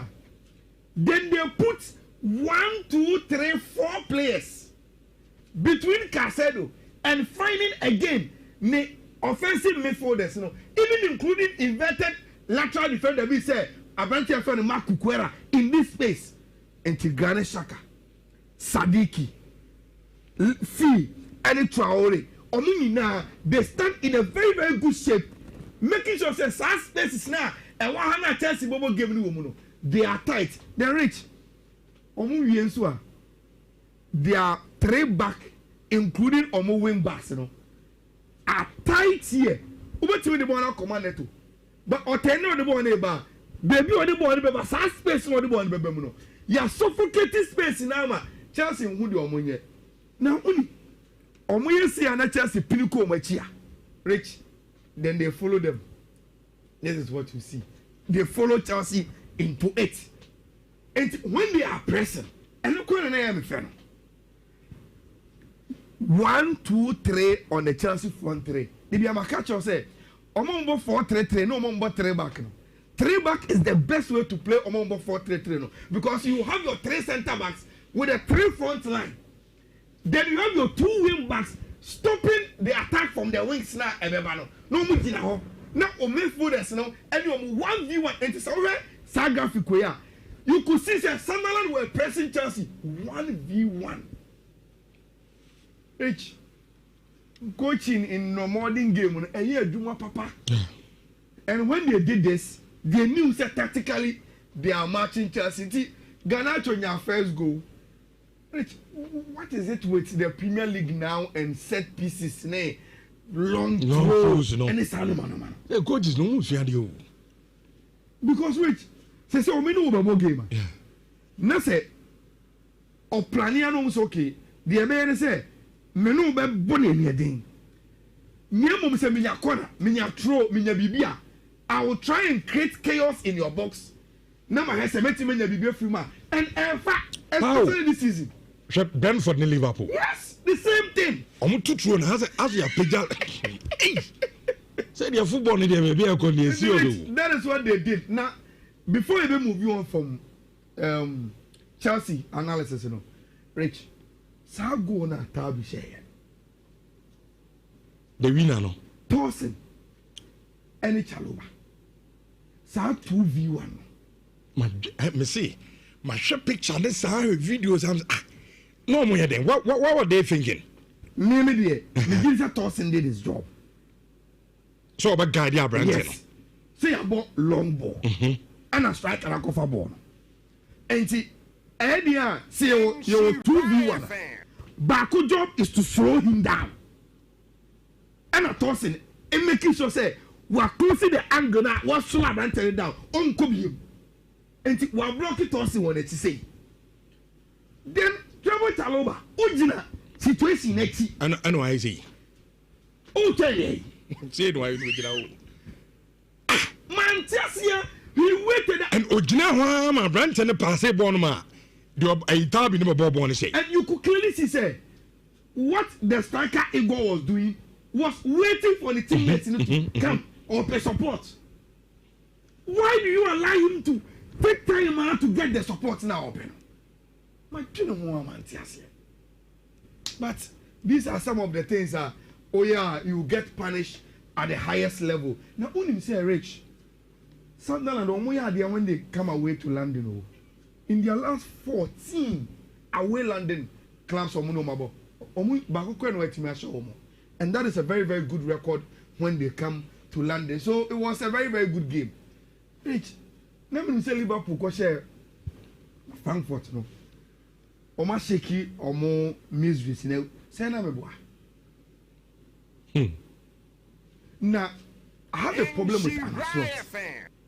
Metieni interview after this game or say out of the 4 games no more lose twice in the Premier League, you know, that game way is the worst.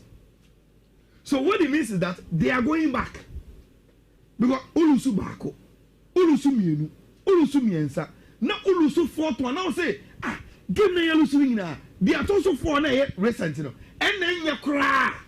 Which then it means that you are not solving your problem. Number 2, one a slot here. Anytime you've lost, you go to post match and thank God for say, omo ball long balls against your team, omo too long throws against your team, and the target and say because Liverpool will press you, and confirm Liverpool press on them. Tomonya ball na no more long ball above their press. Now omo a situation against Van Dijk and Konata, then they get you. So if you know that is where you lack, that is why you are the coach. You are supposed to solve it. But Rich, almost to solve it. After so, okay, time me any transfers on come. Yeah, the catcher will say Liverpool are the big spenders. But Rich, I'm going to the trouble you. When we were saying, say, still now, the team lack some in-depth to be. I'm on balance in this shaky. Gavin Bettinpo says, on your number 6. But he played there very, very well. And then on saying you were cry. And the Liverpool team looked so vulnerable. Say, free. Rich, it doesn't look good. This is what you were talking about. First goal. Chebia Michael Kayodejina. No, 2 ball. Maybe Ojina. Trobians on there too. Now the whole best or so tower. I know they are paper ball. Or far town of Liverpool. Now what 2 ball? Nah, my boy number. A flick and a Abrantia Ferner and do Watara Eshe goal. My favorite of the goals. they shot saying, okay. Look at the pass from Damsgaard. Look at that pass. But Rich, you ain't gonna cry. Sa penalty no mujiti Van Dijk. Rich and a penalty jaya for Nancy football papa. In the past, that ball would never be a penalty. I am not saying Van Dijk and I am Kamatara. But that was too soft. And Van Dijk was not so say foul obeji. But must say the kick happened on the line. And if it is on the line, then it is inside the box. And omuji tia Liverpool conceded omu third goal. Yes, Mohamed Salah nya goal. But it wasn't enough for Tima. You fell in Liverpool and the GTEC Stadium came alive because they've beaten the champions. Before I call next slide, I don't know. Salah only happy.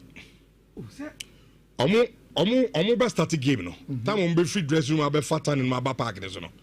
Liverpool players in na a group omo gina baby omo didi game no come on omo didi omo come on.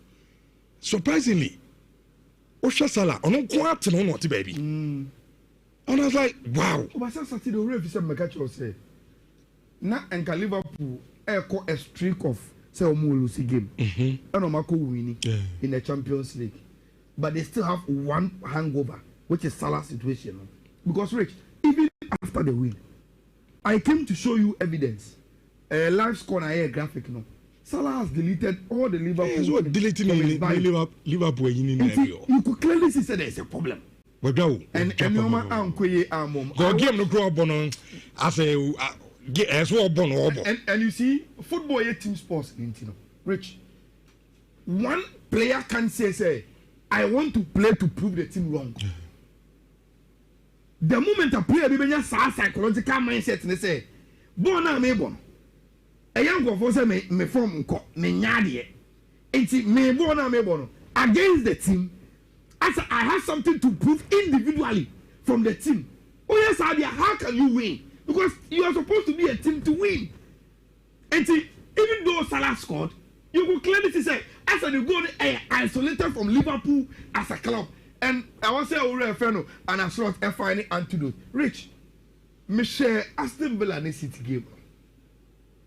Now, say the Eka, now say set pieces once a year. It was a set piece. And I almost ball corner to find Matikash at the edge of the 18 box. So I acne on. Now, Rich, my problem, they say, look, City without Wadri do not have any proper intelligent DMBR to deal with situations this is. Because for Matikash, say obe control on a few, number one be bounce for a high volley with the left foot, or a right with the weaker foot. And so where obo shot no the picture in here, obo shot no. Also the tragedy of baby abo on a corner. Any baby I don't know room again. One to no. Now how many times are Richard Begina? You say, oh, City game now tight, but the difference is one man. Alad. Say one shall City Elusu. If he doesn't come to the party, that is it for team and friend of Manchester City. And against Villa, Rich, he failed to come. Now look at the numbers. Man City almost top scorer this season. Rich, Erling Haaland were 11 goals. Only the Otoso, own goal. Wow. From Maxime Esteve, 2 own goals. Omoma Kanina, Tijani Renders first game of Beshe, Yentin in Kebi, 4-4 in 1 goal. Matthew Nunes, 1 goal. And acquire Haaland team. If he doesn't score, City will problem. Some emotion is wepra. Wapa. But on starting say or games gidi. Marriage, you can play at the highest level just with one scorer. Too much of a wage. I already see the Pabakupe and I have a problem with City. Say Haaland and Shadia, na City Lucy. Mami rapia with the EPO, na you with the El Clasico no. Rich, that's not saying I didn't even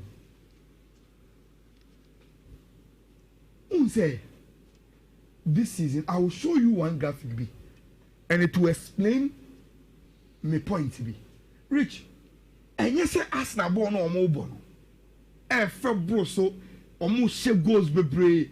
They are too flamboyant into no that top. It is just a case of efficiency. Any BB working on. And I'll tell you why. Rich, this is why. This season, Arsenal has 16 goals. So all ranking 16 goals now among all the Premier League clubs now. Arsenal are top fourth. So you know no goals baby in Premier League. Again, this season, Rich, Arsenal set pieces goals 9. And no they are first. We are no free man.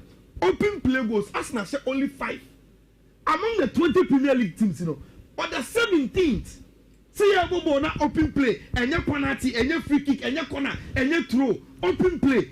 Arsenal goes on Marseille, and can you rank here almost the 17th. Rich, open play SG 8th. Now a back percentage goes from open play gradually. Almost on my way. And they are 19 also from percentage SG from open play. 19th. It's Arsenal the topper. Rich, it boils down to one situation. The exaggeration enemy. And your free kick near ball. Your bar, Gabriel Magalhaes in the zone. Say on to me heading direct end to net in one or head on to one. Only said this is the zone. Me players no ya training said they will attack. And I head the ball to zone. A perfect technique from Eze. And I odi enya the goal no. Now again, football stories. They told Eze free Crystal Palace. Oma Befie. Last season, number 2-2. You win and freeze our game win. This time on by game na den. You problem na Bailey out. Player got on from her and Onya the only goal at the MI Rich. Arsenal has sent 11 goals from set pieces, and they are the leaders. I was our board no so now only the excellent. Say only Arsenal 11 goals no up to the right perspective. Rich, or match goals. Aston Villa, Newcastle, Everton, Leeds, Fulham, West Ham, Wolves, Nottingham Forest. Only almost set pieces goals no. The other open play goals in count. Set pieces in count. Every goals are Aston Villa, Asheni, Bibia de Bebumbia, any all the teams now. Rich Mebobo so no. Now BBC aya DB. Rich, only say we set pieces. Goals every Arsenal against normal bonima. This will be the league table. And can Arsenal quite that fit. And it is very, very interesting. Sir Ubehu Sa Adieno. Now, New Crown Rich BBC and Yankai Obia say we are the 7th time. Arsenal about almost first 9 games in the Premier League, almost 22 points. 10 years, 7th time. Esimakumako 7, which Emuba Copen Muji League 2003, 2004. And the Arsenal no kwade untimi and starting jubilate say Arsenal. I don't know bottom. Evergy League, you know. Rich, my union with the El Clasico. Sure.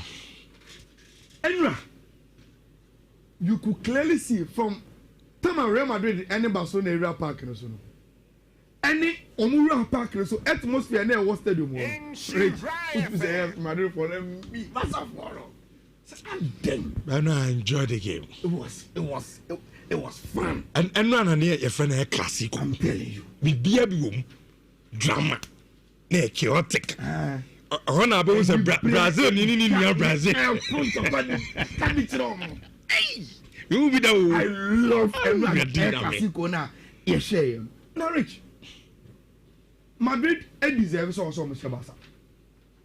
Per enable na I course. But no mundo mujamu. And no nation competition. So I want to say Basa na yenya Real Madrid. I am for Winchon. Madrid or Munya. And no nation commission basis. And that was the reason why na Vinicius said done.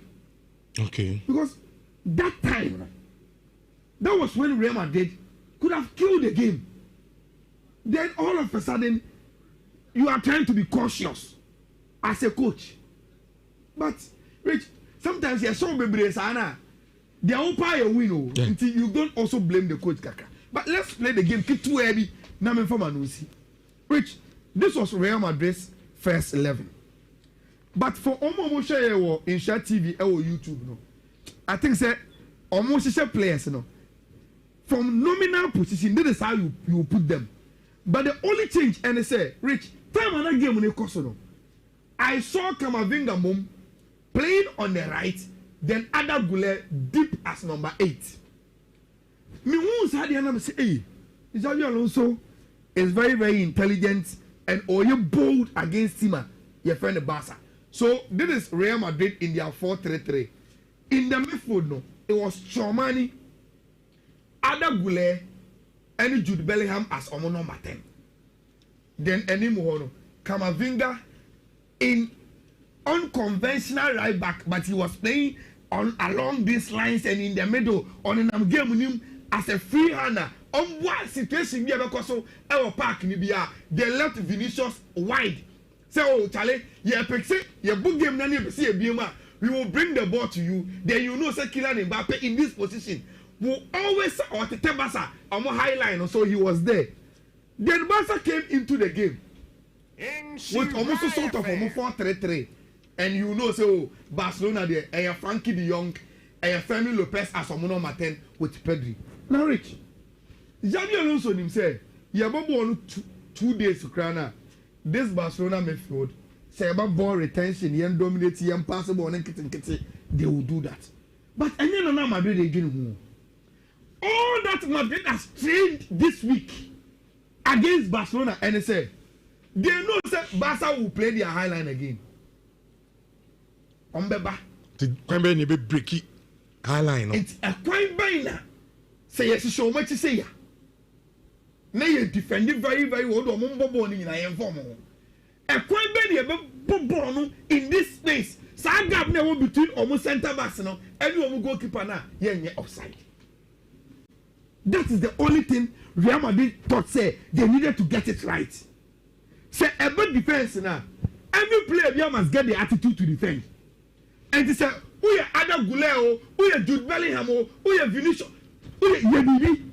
So you put a bona, Yebibi, track it back. They choose Krana Samba because these guys will be passing. Omo passing, omo is slow. And you pass through ya, Samba recover. But I am see Ejibona, how do we play the ball behind the Barca line? And you say I take you off that no moment to come near me offside. Now you saw that pass from Jude Bellingham to Kylian Mbappe for the first goal. Rich, last season, even when we were beating Real Madrid, baby, me the catcher was say, minimum the entire Real Madrid players, no, every say they will move with the pass because Kylian Mbappe, Vinicius, Rich, almost paste Barcelona backline on any day, on Bobo no to neka say. And now the goal no so say classical example. No. So me na kofa ball no just be intelligent. Stay on your line. Position yourself here. Say, yenya ball we are. Ever speed na meko. Enti Jude had a perfect pass. Our Barca backline echi. And Kylian Mbappe kofa ball na obo say, look. Say time argument esoye between Pedri and Jude Bellingham no.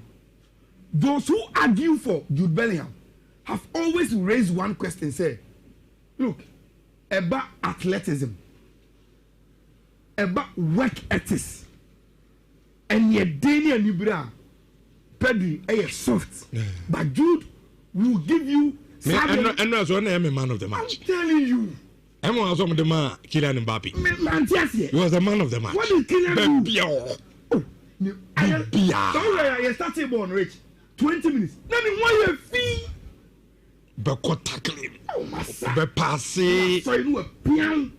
No or shame crying. Oh, he go be what you born as a Maradona. That is it. He is built for the big games. And Enra, he showed his class by year. Go now. Real Madrid conceded from Firmino. Those are the kind of goals Real Madrid concede.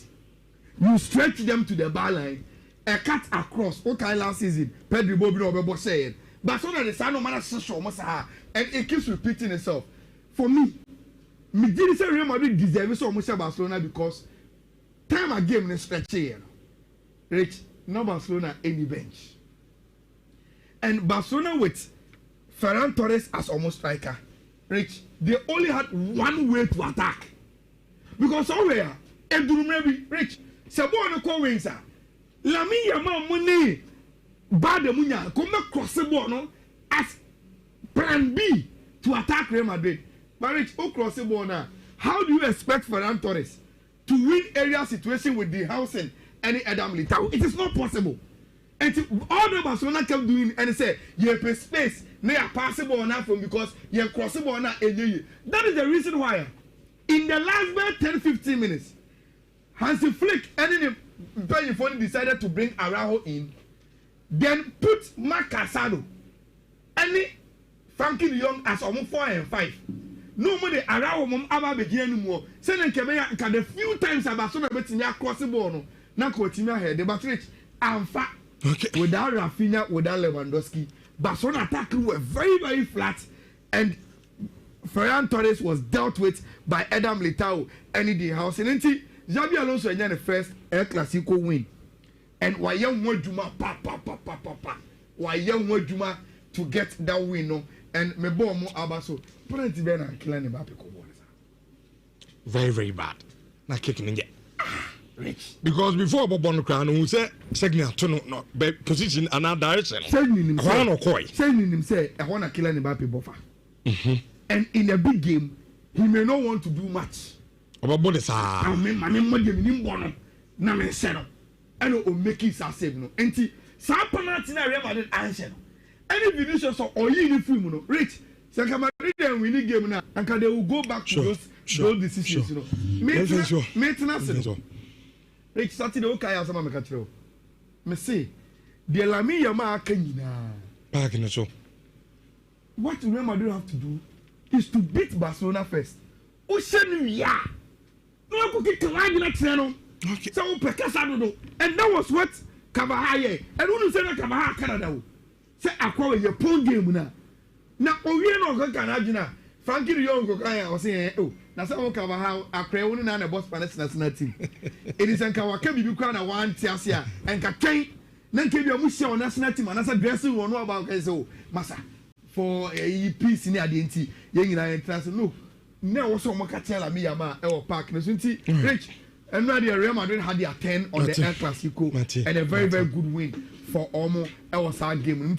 Correlations to Real Madrid and to say now things that Osha gap now 27-22, 5 points gap, and Omobia with 10 games played. And with the Spanish La Liga, Rich. Now, what's this? Kabi and I bet I'm way. What you put on? The guy got a position on my bedroom Ghana now. Oko comments as you are best drama. I'm going to bet I'm away. Rich, yes, Philani now. Philano, oh, you're got a fan. Now, per se, because you name so almost say undisclosed fee and amount. Over so figures now. Or the amount if you didn't have. He didn't come to heavy. Uncommon, I will be in here. Number 7 minutes or Koba and Eddie in common basis. Sure. Figures now, wouldn't you? And my would you to say, Kotoko did the right business. Of course. Am I the right thing? And Menesa Fudugu, yeah, dream papa. To the moment in common area, of course. Papa Soha, on no super boy, na every ransom to me at the Amamisha 104.5. Yenny, a conto home como kakra.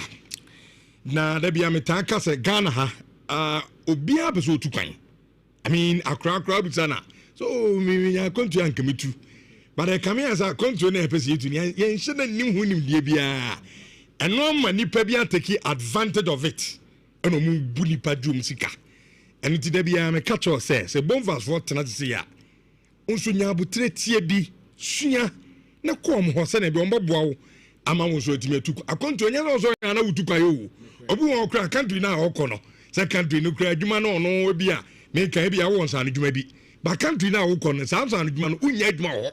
Because I had my video. Once a man was on what to can or call. But yes, I have a corner question it. And the some comedy in the 9 in the moon. Na in Shabby in from nothing. Bomba stores and wine. Emma into company. Sabi Biabocodia.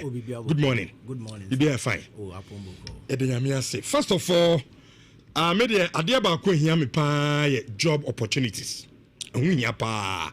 Because I come to now to need na eduma na okay. And it is a one year air company of Bow amount so kwasa and yama we be able to kama de ama wa ho ebetimi achieve ye pa eze Bonva stores job opportunities be na bia eja omo so mutie no betimi abana mudo omo tukan. Okay, nti Bonva stores ye share ye tie phone na. Okay. Na Bonva store job opportunities are ye de abane ye to Romania. Okay. Bahamas, Germany, and UK. Okay. These are the 4 countries. But you say there are Ghanaians ever interested in Germany and then Bakuni is a UK, right? UK. Inti Germany ni UK no. Hen been. Okay, inti Germany for instance no. We are professional worker. Our person ko ye juma. Okay. Relocating ko Germany. Bonva stores are the right source for you. Me can say so we will be a professional experience be 5 years. Why you juma to say we a teacher ni and I say we a secretary and I say any type of administrative worker why you be so we updated CV any enkrata a say yes why you juma for that long to say 5 years usanso a degree as a certificate a guarantee you say Bonva stores ebetimi place you or Germany ama wakoye ejuma ho. Same applies to UK. The same thing. And a UK crowd there's a man yes on say so person who fully relocating ko UK Bonva stores slots UK you betimi aboa ama wako UK. Okay. Enti ene ho sisi. Okay, so before I go to my next question no. So obi tie na bi obi kura hot kan mo pe osi form but o pese obam ho na ajamo so mo kire na kwan no mo no so timi tu kan ya. First of all mo location and a number na fi yen call to our next discussion no. Bonva stores ye wo Eja. Okay, take Eja here opposite the Odotobri Rural Bank. Uju Odotobri Rural Bank na nechi abonsan nese a Victory Baptist sorry I will take we hona Victory Baptist na opposite near Odotobri Rural Bank. Odotobri Rural Bank no nechi no abonsan bi wo ho na Bonva stores uhu abonsan na ubehu Bonva stores banners ni bibia ho ne billboards say Bonva stores aso eni enti other opportunities no I mean switch enti number no na fe okay your number other opportunities your number ni 053 108 52 35 053 108 52 35 yeah other opportunities na ho to Romania and Bahamas. Okay. Your other professionals to say nurses, teachers omupese omuntu kwan. Sa opportunities e wo ho no. Unya benefits to say full accommodation sponsorship. Unya airline ticketing free as part of our company no e de memo. For example, ebia mabam ho. Na se mo so mo de me ko Romania na. Romania. Baby a me di miti beto. Air covered. Me flight a me di tu kwan ticket no. Air covered. Ni na covered. Air covered. Wow. Ni na covered by hiring company na or foul ako. Enti na ye ka say ejuma na ewo ho no. Enti ma me bo ejuma na ewo ho na etifo na. Exactly. To say Bahamas ne for instance, but ye ka Bahamas a obebisa me say ewo hen. Bahamas no ewo North America. Ewo baby a Mexico, Honduras, Jamaica, a Caribbean island country ewo ho. Okay. And eho no omo the right hiring managers am making sure say the right conditions are all the better na hobia eye and akwatia no so eye. And only for nurses and teachers or person omunkoye ejuma wo ho. And yes also Romania na ewo ho no for woman truck drivers, woman omunim cartry. And ejuma potia ewo ho no yes opese ukotwi Uber ewo Romania. Okay. Opese ukotwi Uber ewo Romania. Uber drivers are multi and kabia ewo radio so mu betimi ahwe Bonva stores in achia kwan. No aba na ya boa apply for process.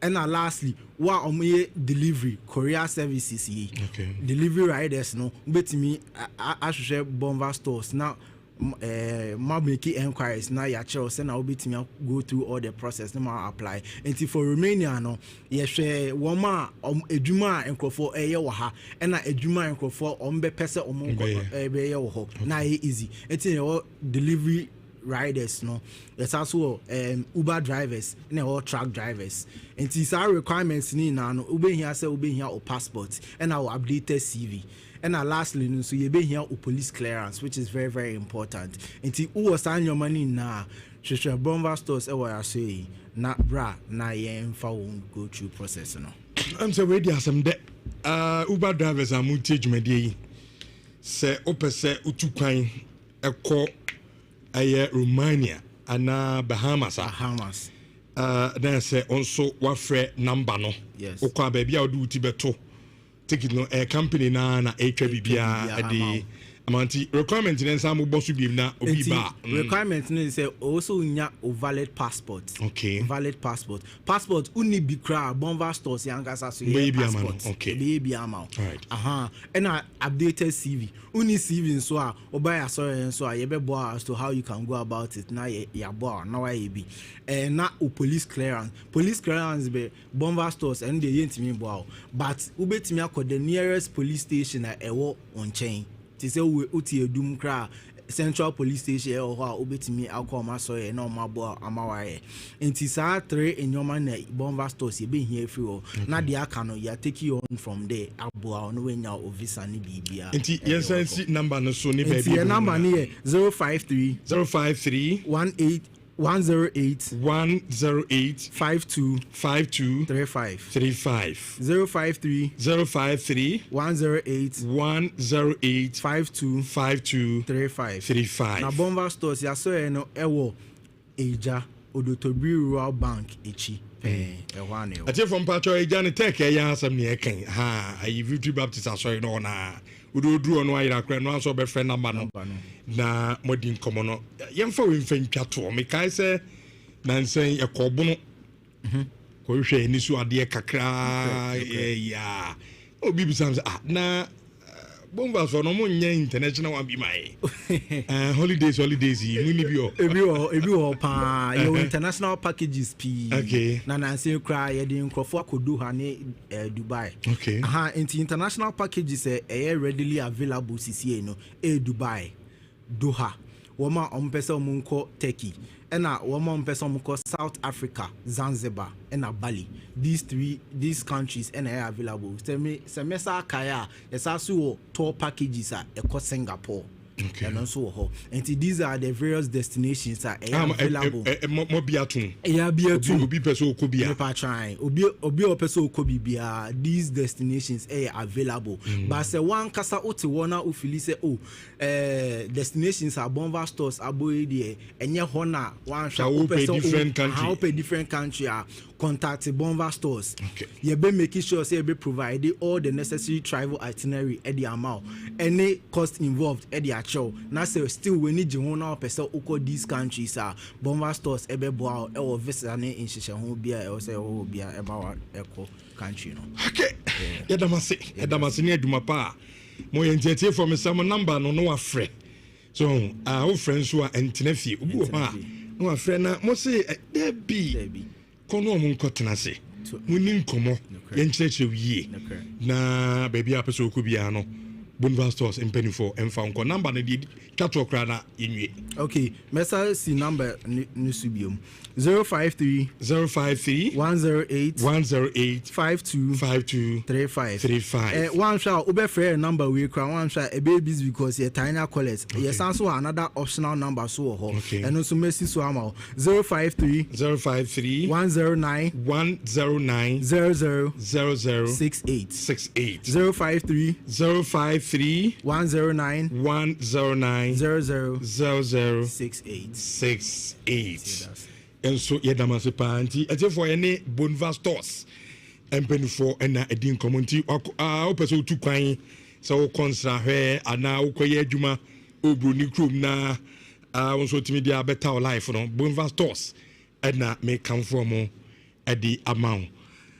All right, enter adwumadi no so omre na 11:34 in 104.5 na yemre fia ne sa na yɛmfa fisɛm no ɛmfa ɛntoaso but before yɛbɛbɛ fie koraa no boba El Clasico no media me who is to be honest with you El Clasico monya Barca for no too much first half na sen come she be 8 about this and na musuro game na the news wrong but musuro say ansa kwa na meka sana mu studio efo you studio had it. A lounge bi. I have a okay, you got a crown. Baby, I fool. I was yet to us, I'll say, Rich. In Pisco. Baby, I fool. Man, no can say news room. Oh, yeah. Oh, 99% bus studio. No, I didn't say the Ayala can. Okay. One can't say Nhyira. I know Chelsea, any Sunderland, and they are both classic we quiet Man City, and now quiet Liverpool and what? No, and classic. Oh, had you know, oh, baby. But no cranny say on. Now, I can see Casana like Casana meet any boys no game no. Kwan fast so share no me de credit kese pa be ma coach no and players on me I am be can coaches asem because how you coach send you see share a team no team hu ya na me ni je sa formation or boy no wait answer formation the ultimate variations it to bet mine 4-3-3 wait mine 4-2-3-1 by yes start ball na cause I team na 4-2-3-1 okay Kamavinga Chouameni and a ball Vini and a boy Adagule and a ball a Bellingham 10 and a ball Mbappe one him and we share team no so it's an I like no yeah best start ball we share the players anymore on best on tell me say the level commitment now we share game because for the first time me say Mbappe a lazy striker because of a superstar you never talking there. Even look at him in Mbappe. Vinicius would not track it back. I think when Vinicius film because he felt to say it was his game. And now that time born on I think ladies and gentlemen. Anytime you're vegetable be on and on that part there, I think the coach got it wrong. Because now like for like change. Okay. So now this will change the midfield Abama or Beboa. Now and now Barcelona for also no. And yes, because you are showing here. But to say as a coach, you know, I may Hansi there, may pronounce them, but to say that you are playing high line for the whole season, adding. Because you see, me my catch Ayala. You see, so many hands to faking kasa. Highline, no, son. No, bet we grab ball. Coach, you thought also a dynamic and also sound. Yeah. Coaches, be a formation, be your but to play to suit your players. Also, about high line, but or even your fullbacks. Speed. Bad the crowd or yeah, they couldn't only speed. Yeah. And even you say whenever you want to play high line, your back line or should have speed. Yeah. And Barcelona born no Moboninya, they don't have a cover. So born no number 6 and number 8 for me and Sunday born VVO. Okay. Frankie Pedri Femin. Number 8 for me and Sunday born one improvising or DBI share. Because Barcelona, they don't have a large squad. Shana no Moshenko Funina, no coach, no. Okay. He's very good in tea. The coach is now on the style of play. Watch them. Okay. Because time, would you imagine Barcelona high line or mobile? As a coach, you play a formation to suit your players because there are a lot of coaches on mobile back three or Ghana. Now supporters in the crowd if we say Omunjaibo. Because players in the Biano Monte formation, I say. Sure. And to imagine, say, be a bit to say Hakimi. Barcelona 2. Yeah. Now one number 3 but Portugal. No Mendes. No Mendes, yeah. Find someone about Barcelona 2 and 3. Now the Kubasi Krane Garcia. Now number 6. Bit to say Kante number 6 all speed or to cover grounds. Sabo now Pedri saw Vinicius JC no. And Kante mobile cover space Sure. But will be any if you say on Sun and Sakaka. Okay. If he wants to win a tournament, but that was a very good day. Sure. Maybe second leg no crowd be better. But no, and not in the bit fashion baby by the shed that train. What do you call it? Now, yeni kotokon komono. Kotokon akoje 5-1. Ewo obi manso Morocco. Omo ba no eno kra anya the major talking point. The major talking point omo striker fence abet amo asese de. Ye ka say onye kotoko player bim. Ba Johnny Ali Benghazi amo awo Libya. Na story ne ba bonten no. In fact, o kind de kotoko for the buy the individual as a church or the far air story no ho a. Obia sisika sam ne de na undisclosed. Omo kan enye yi because omuni figures no. Initial passports. Yewuram yakodin komo kakra. Ashe sikapa potia. Benghazi for no ade be fa Branton no do no Branton so no enya awodin ni nyina no yedi breakdown no at the Branton aya fair breakdown ni man. Yes, so say and then go for we are multi sports no. We now my train. Sure. Now this is the breakdown. And this is the full story. There is this agent of Free Egypt, but we are in North Africa. In October, and I was saying, "Oh, make you." That is this month here. October. October. Okay. I had MCSC. In November. Okay, so yes, this month, around 7th, and I was saying, "Offer in the Ghanaian contacts." Say Ali Benghazi for say Omope number 9. Na Omo budgets. The Omo betia club no, the Omo betia player no, and the salary is $2 million. Libya club Yes. as in a budget for one particular player. One player. The salaries The Bibiano. $2 million. $2 million. Omo per striker. Omuni mainstream Europe. Africa ya. Yenkwei. And there were recommendations to agents, you know. John Enchi. So John a good bats. When then Joseph Iso. That's all. Yes. So world travel. Or did he say, I say he has played a better part of the career no every. They should give him other options. Rich, and a sad discussion and a deal in the better. Albetamo and a cotoconas. Now, Yenchum say the discussion in negotiations, no, of course, what you said the lawyer kind of, and they've agreed on Sikasam. But the problem was time Ben Akotokonto Abetamwa. You know what timing. Actually, management in Nebupa. So, Rich, I can tell you emphatically, say the management took a decision. Say, okay, the only conditioner Ebemi Ato Abetamwa CCA to time and Libya for the Amaye, so mo transfer win on the close and say yebo work na yentimi an qualify an ko yenimu a sikana ever from the deal no will be too good to reject just because you say the Abetamo a eji Ghana league. Minister, what at management level reach decision in your sport and inquire. You take financial decisions too. If you always can ever they believe that unless they be a Kotoko, Elkoso Africa, where I want a bigger standard, say I better want me Boko do good things as $1 million. Yes.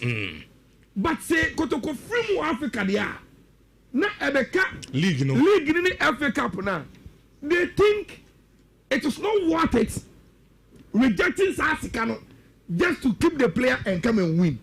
That is number one. Number two, Rich. Nhyira FM. This same Kotoko management had to draw experience from their tour during Richmond Lamte Kobo AFCON no. buy clubs in the shah clubs are so open. Omo Efre Ogum in management meeting. Ogum say Lamte sa time no was Kotoko's best player. And he's omuntimi njana manenko. Rich. Kotoko inform me Lamte say coach say he say yes before no. Baby edu o season ye ntimi njana manenko. Rich Lamte more too much is in problem. The guy became depressed because it was a proposal from a club in Libya, not Ali Benghazi. But Sikano no mudi Lamte no. Ano matutu to the ninjas kaketwa. And the Kotoko prevented Lamte from leaving. No. Rich, Abante na enyo papa mo team ni. He ran down his contract and went. And they believe say, and Nhyira from the Lamte experience, they could end up the same thing with Abetamwa. Already, did Ababet Amwa or Mama Nanko. And they told the guys, oh, Yabo to the deep, Papa Beba. And see, Abetamwa and Angasano, on him said, another one body, a baby, somebody will make us on Manenko. But who said, Abet was a Google no Buadi, and he was okay, I don't know, no. Now, Rich, so that was the condition. Say, Kotoko free African Mudia. Say a league in the FA Cup now. You don't reject this amount of money for the league and the FA Cup. And Kotoko saying Kotoko had to sell after exit from the Confederations Cup. Now let's start from Abetamwa. On who player no? Matisse Ngofoga say Omunti signing on fee for a player on a contract. It happens a lot. And your free agent from Kwaneti signing on fee. There are players under contract. You pay transfer fee to their clubs, and you pay them signing on fee. And it's always on Saturday. Love FM Safudu couldn't come on. No, or say deal no will not only benefit Kotoko, but they also look at the benefit to the player. Which deal way Albertamo is $200,000 a signing on fee. Me say mo bi afa the calculator so or convert it to Ghana cedis. And yes sir. Obi sika de emfa calculator to sir. Allow the imagine pa say nanka Kotoko ka chen say mazaye ma onko. Person ka brante an ko betimi afensu abudua. $200,000. And you signing on fee rich. Now Abetamu assigned 2 years.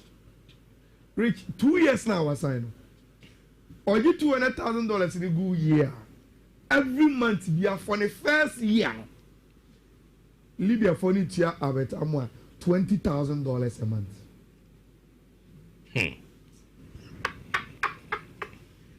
Now Rich say Obona one more thing. Now the contract new run the second year anymore. Rich, the salary will increase from $20,000 to $25,000 a month.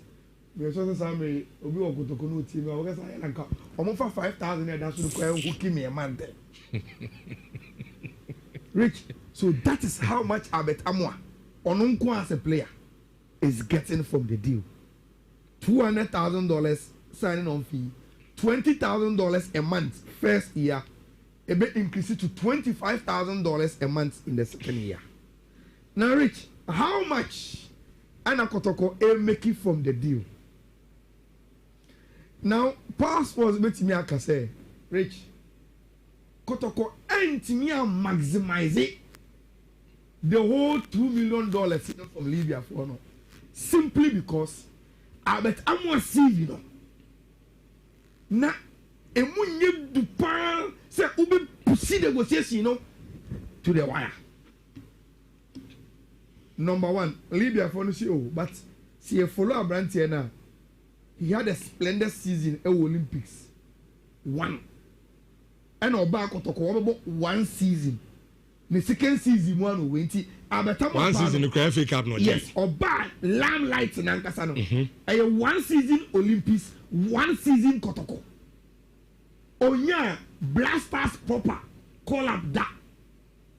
And the age in here, I think 23. So the Libyan club, you see, they see him say, oh, a lot of potential to explode. but omuntimi ma kotoko sika bebre say omu chia kotoko a national team standard money because Rich Kotoko wanted around 700,000. The least they wanted to take was around 650. But Libya for say Albert Amo see you know Sanko national teams was what and then keep your Africa be one season on Konimu kakra and they will be ready to pay that. So they paid Kotoko between $350,000 to $500,000. Good money. Eh? And Rich, my main counsel said when that one. And I'm saying this because Boba Krawa, he first mentioned it to me and Miami investigations, you know, it turned out to be true. Rich, the last time Kotoko management at the budget, I call Menshia. Because also they say Otum for the financing the team. It came from Menshia, I said, hey, na de bia na mo de budget aba na mama muska de bia na mo de budget aba na mama muska e dey na mo so mo yet to raise money for the club on the minister de bia sa mo plan ne say ya tim ko for call radio so say e dey na pen gram ne IMC ne say full say o run Kotoko anu so comment ya no be gina dey around dey me kura metimi good and some chop fire no dey bia stream me ne simple me kura metimi simple. So it was incumbent on the Kotoko management to also raise money. Because Rich, since the Kotoko started Africa, because of what was said the last time, Omuntimin Commission Kojisko, enti a Koba, high sense, some contracts kakran boy omo, contract kakana Kotoko ni sikano. Normally, and no Makodino Africa no. So, and Kotoko, to run Kotoko the rest of the season no na e be problem kese e dey amakuro it reach $350,000 to $500,000 about. How do they reject it and go to Menshia and nana P grant from our team rich sauko now what is one reject it almost $500,000 now what say on some most you would have questioned it sure. And once they ran the decision by Menshia momo go ahead. So why not Samujidi say a good enough to run the operations of the club and you still remain competitive there. Take our decision, you know, and they took it. So I'm trying for the details, Rich. These are all the details and the conditions in the situations. Right. Until now, Obiabe Timi Ajaji.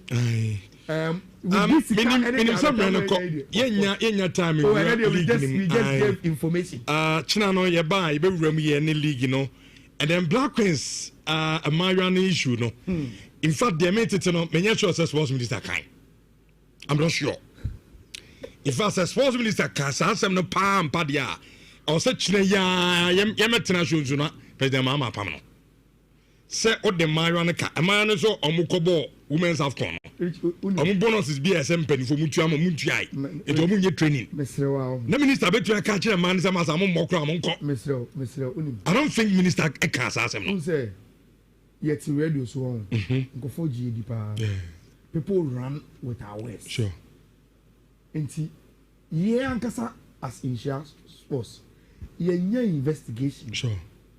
Inti me pese be run with inti na me kasa me pese me je bi say oboswa na ato bi tim okay so me tie say recheka e bia the other normal na de say ho no on ka inti we believe say a man no e wo issue man training yes minister any FA president ko share omo enkomo e course wo no you can trust us otina and game no so your otina Tuesday otina no per transfer whatever transpired and the latest our Black Queens camp no teaching no Ebeka was some league you know Hansburg ne goes about 2-2 Mediama share All Blacks e kaba comment me anti nation share miensa 11 wonders ethic anime no no na a nations point na omo two coaches ni na Johnson Smith ne Kasim Mengel omo no obi an kofie all right china ni na e ba e bi san komo no Samata TV omo share me no United Antimi anti Kawila Shemi Bechem United.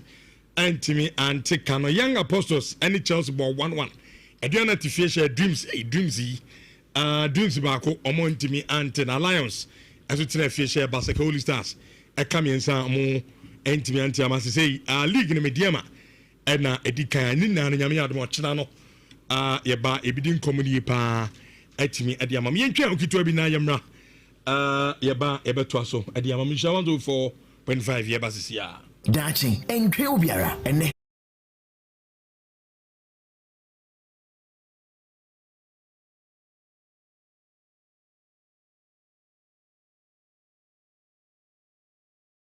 be my Morocco.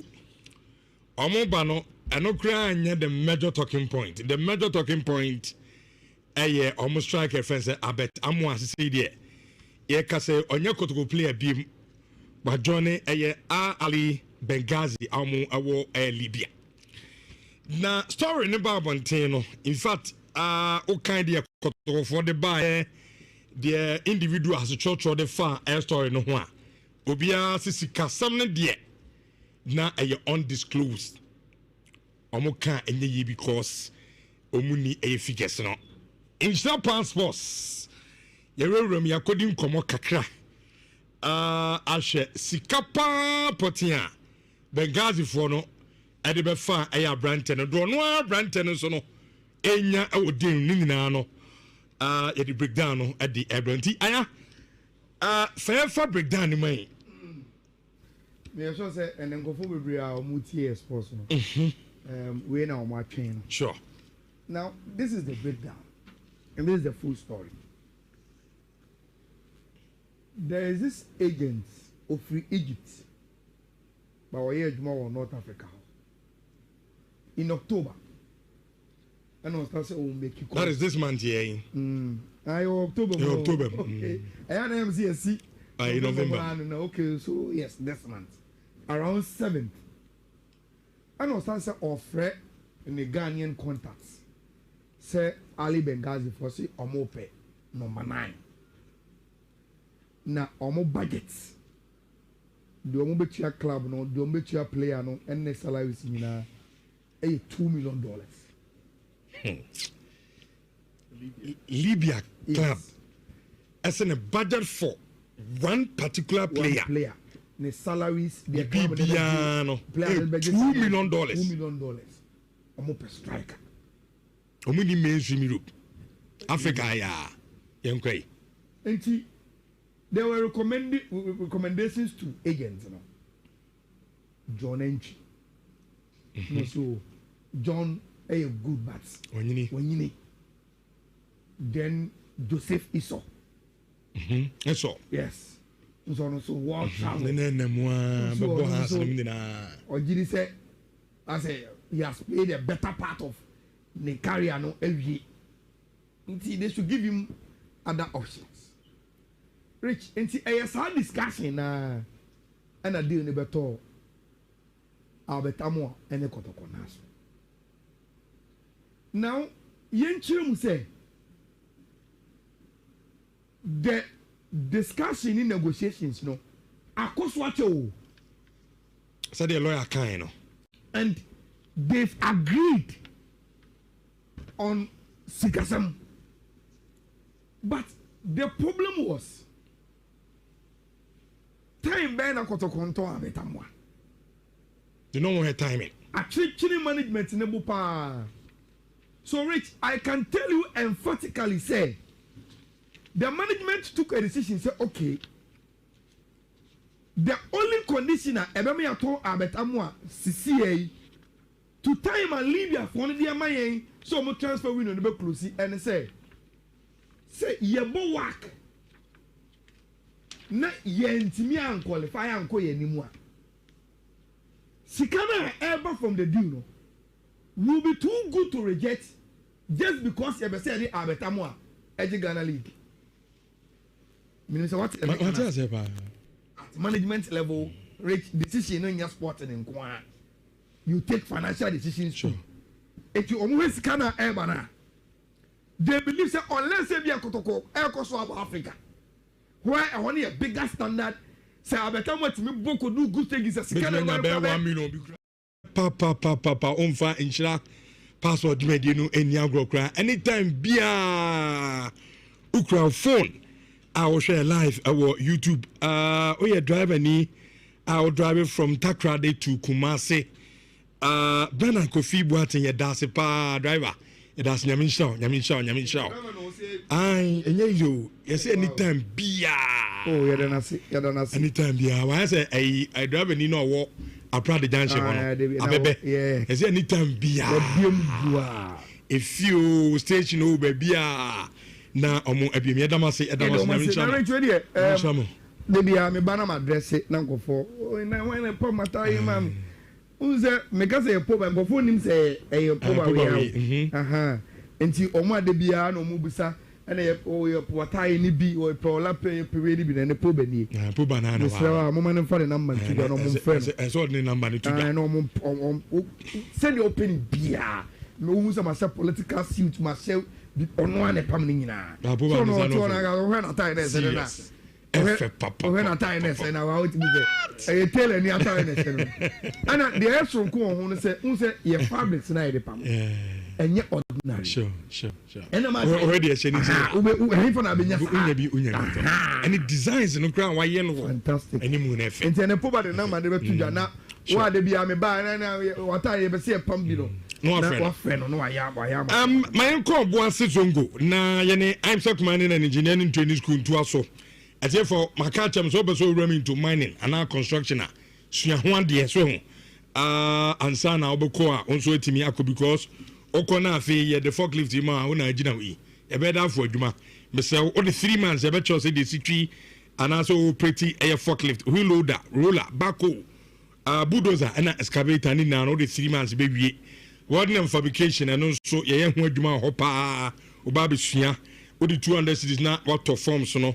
Na onso wan roli ho awo school no me pato ye oboase zongo oboase wo no ye wo high sense building na chi wo no pe ufre chichi na oba oni problem o de bra obenya hostel kese pa ye de be mo onso be dan watimi asua wa de number no eye 0539 732 766 eno eye IMSOC mining and engineering training school ti ayana uwie ya na ese probad ni number na to jana akofa do kase no e dey ato aso and some pan the doors will show no so betway na ba ko every betway say omo betway rewards we enye kasate ntin bia wo betway say adentin na oni betting company bi ye adwuma on appreciate to sell na wo utwa bet ye do utwa bet wedi eno no case close betway the entisa omo ho say omo customer na osum momo nti de bia no omo de no ma ba se na ebe ya ubenya ahotoso any energy na wakoso na no madi dwuma enu nti na betway e de betway rewards aba koso na twa bet e wo betway na mo na wo twa bet no mo na betway e ma points na enya points keke e points a time bia wo angasa wo pe bia no utimi convert to sika na sika so restrictions bia na so obi o mo sika so yo sika na me de man na iso side twa bet there bi betway rewards sika no o convert ya de o pe bia na utimi de ye se wo angasa wo twa bet bi bo se wuyi e de akoye wa de o ni nyina wo ankasa wo we betway kwa na ema usakonya no undi 18 years am se o ye ka betway once ma onka ho so where the 18 years e ko de a uba betway platform so wo bet ya na wa bet responsibly e de am betway almost get way more.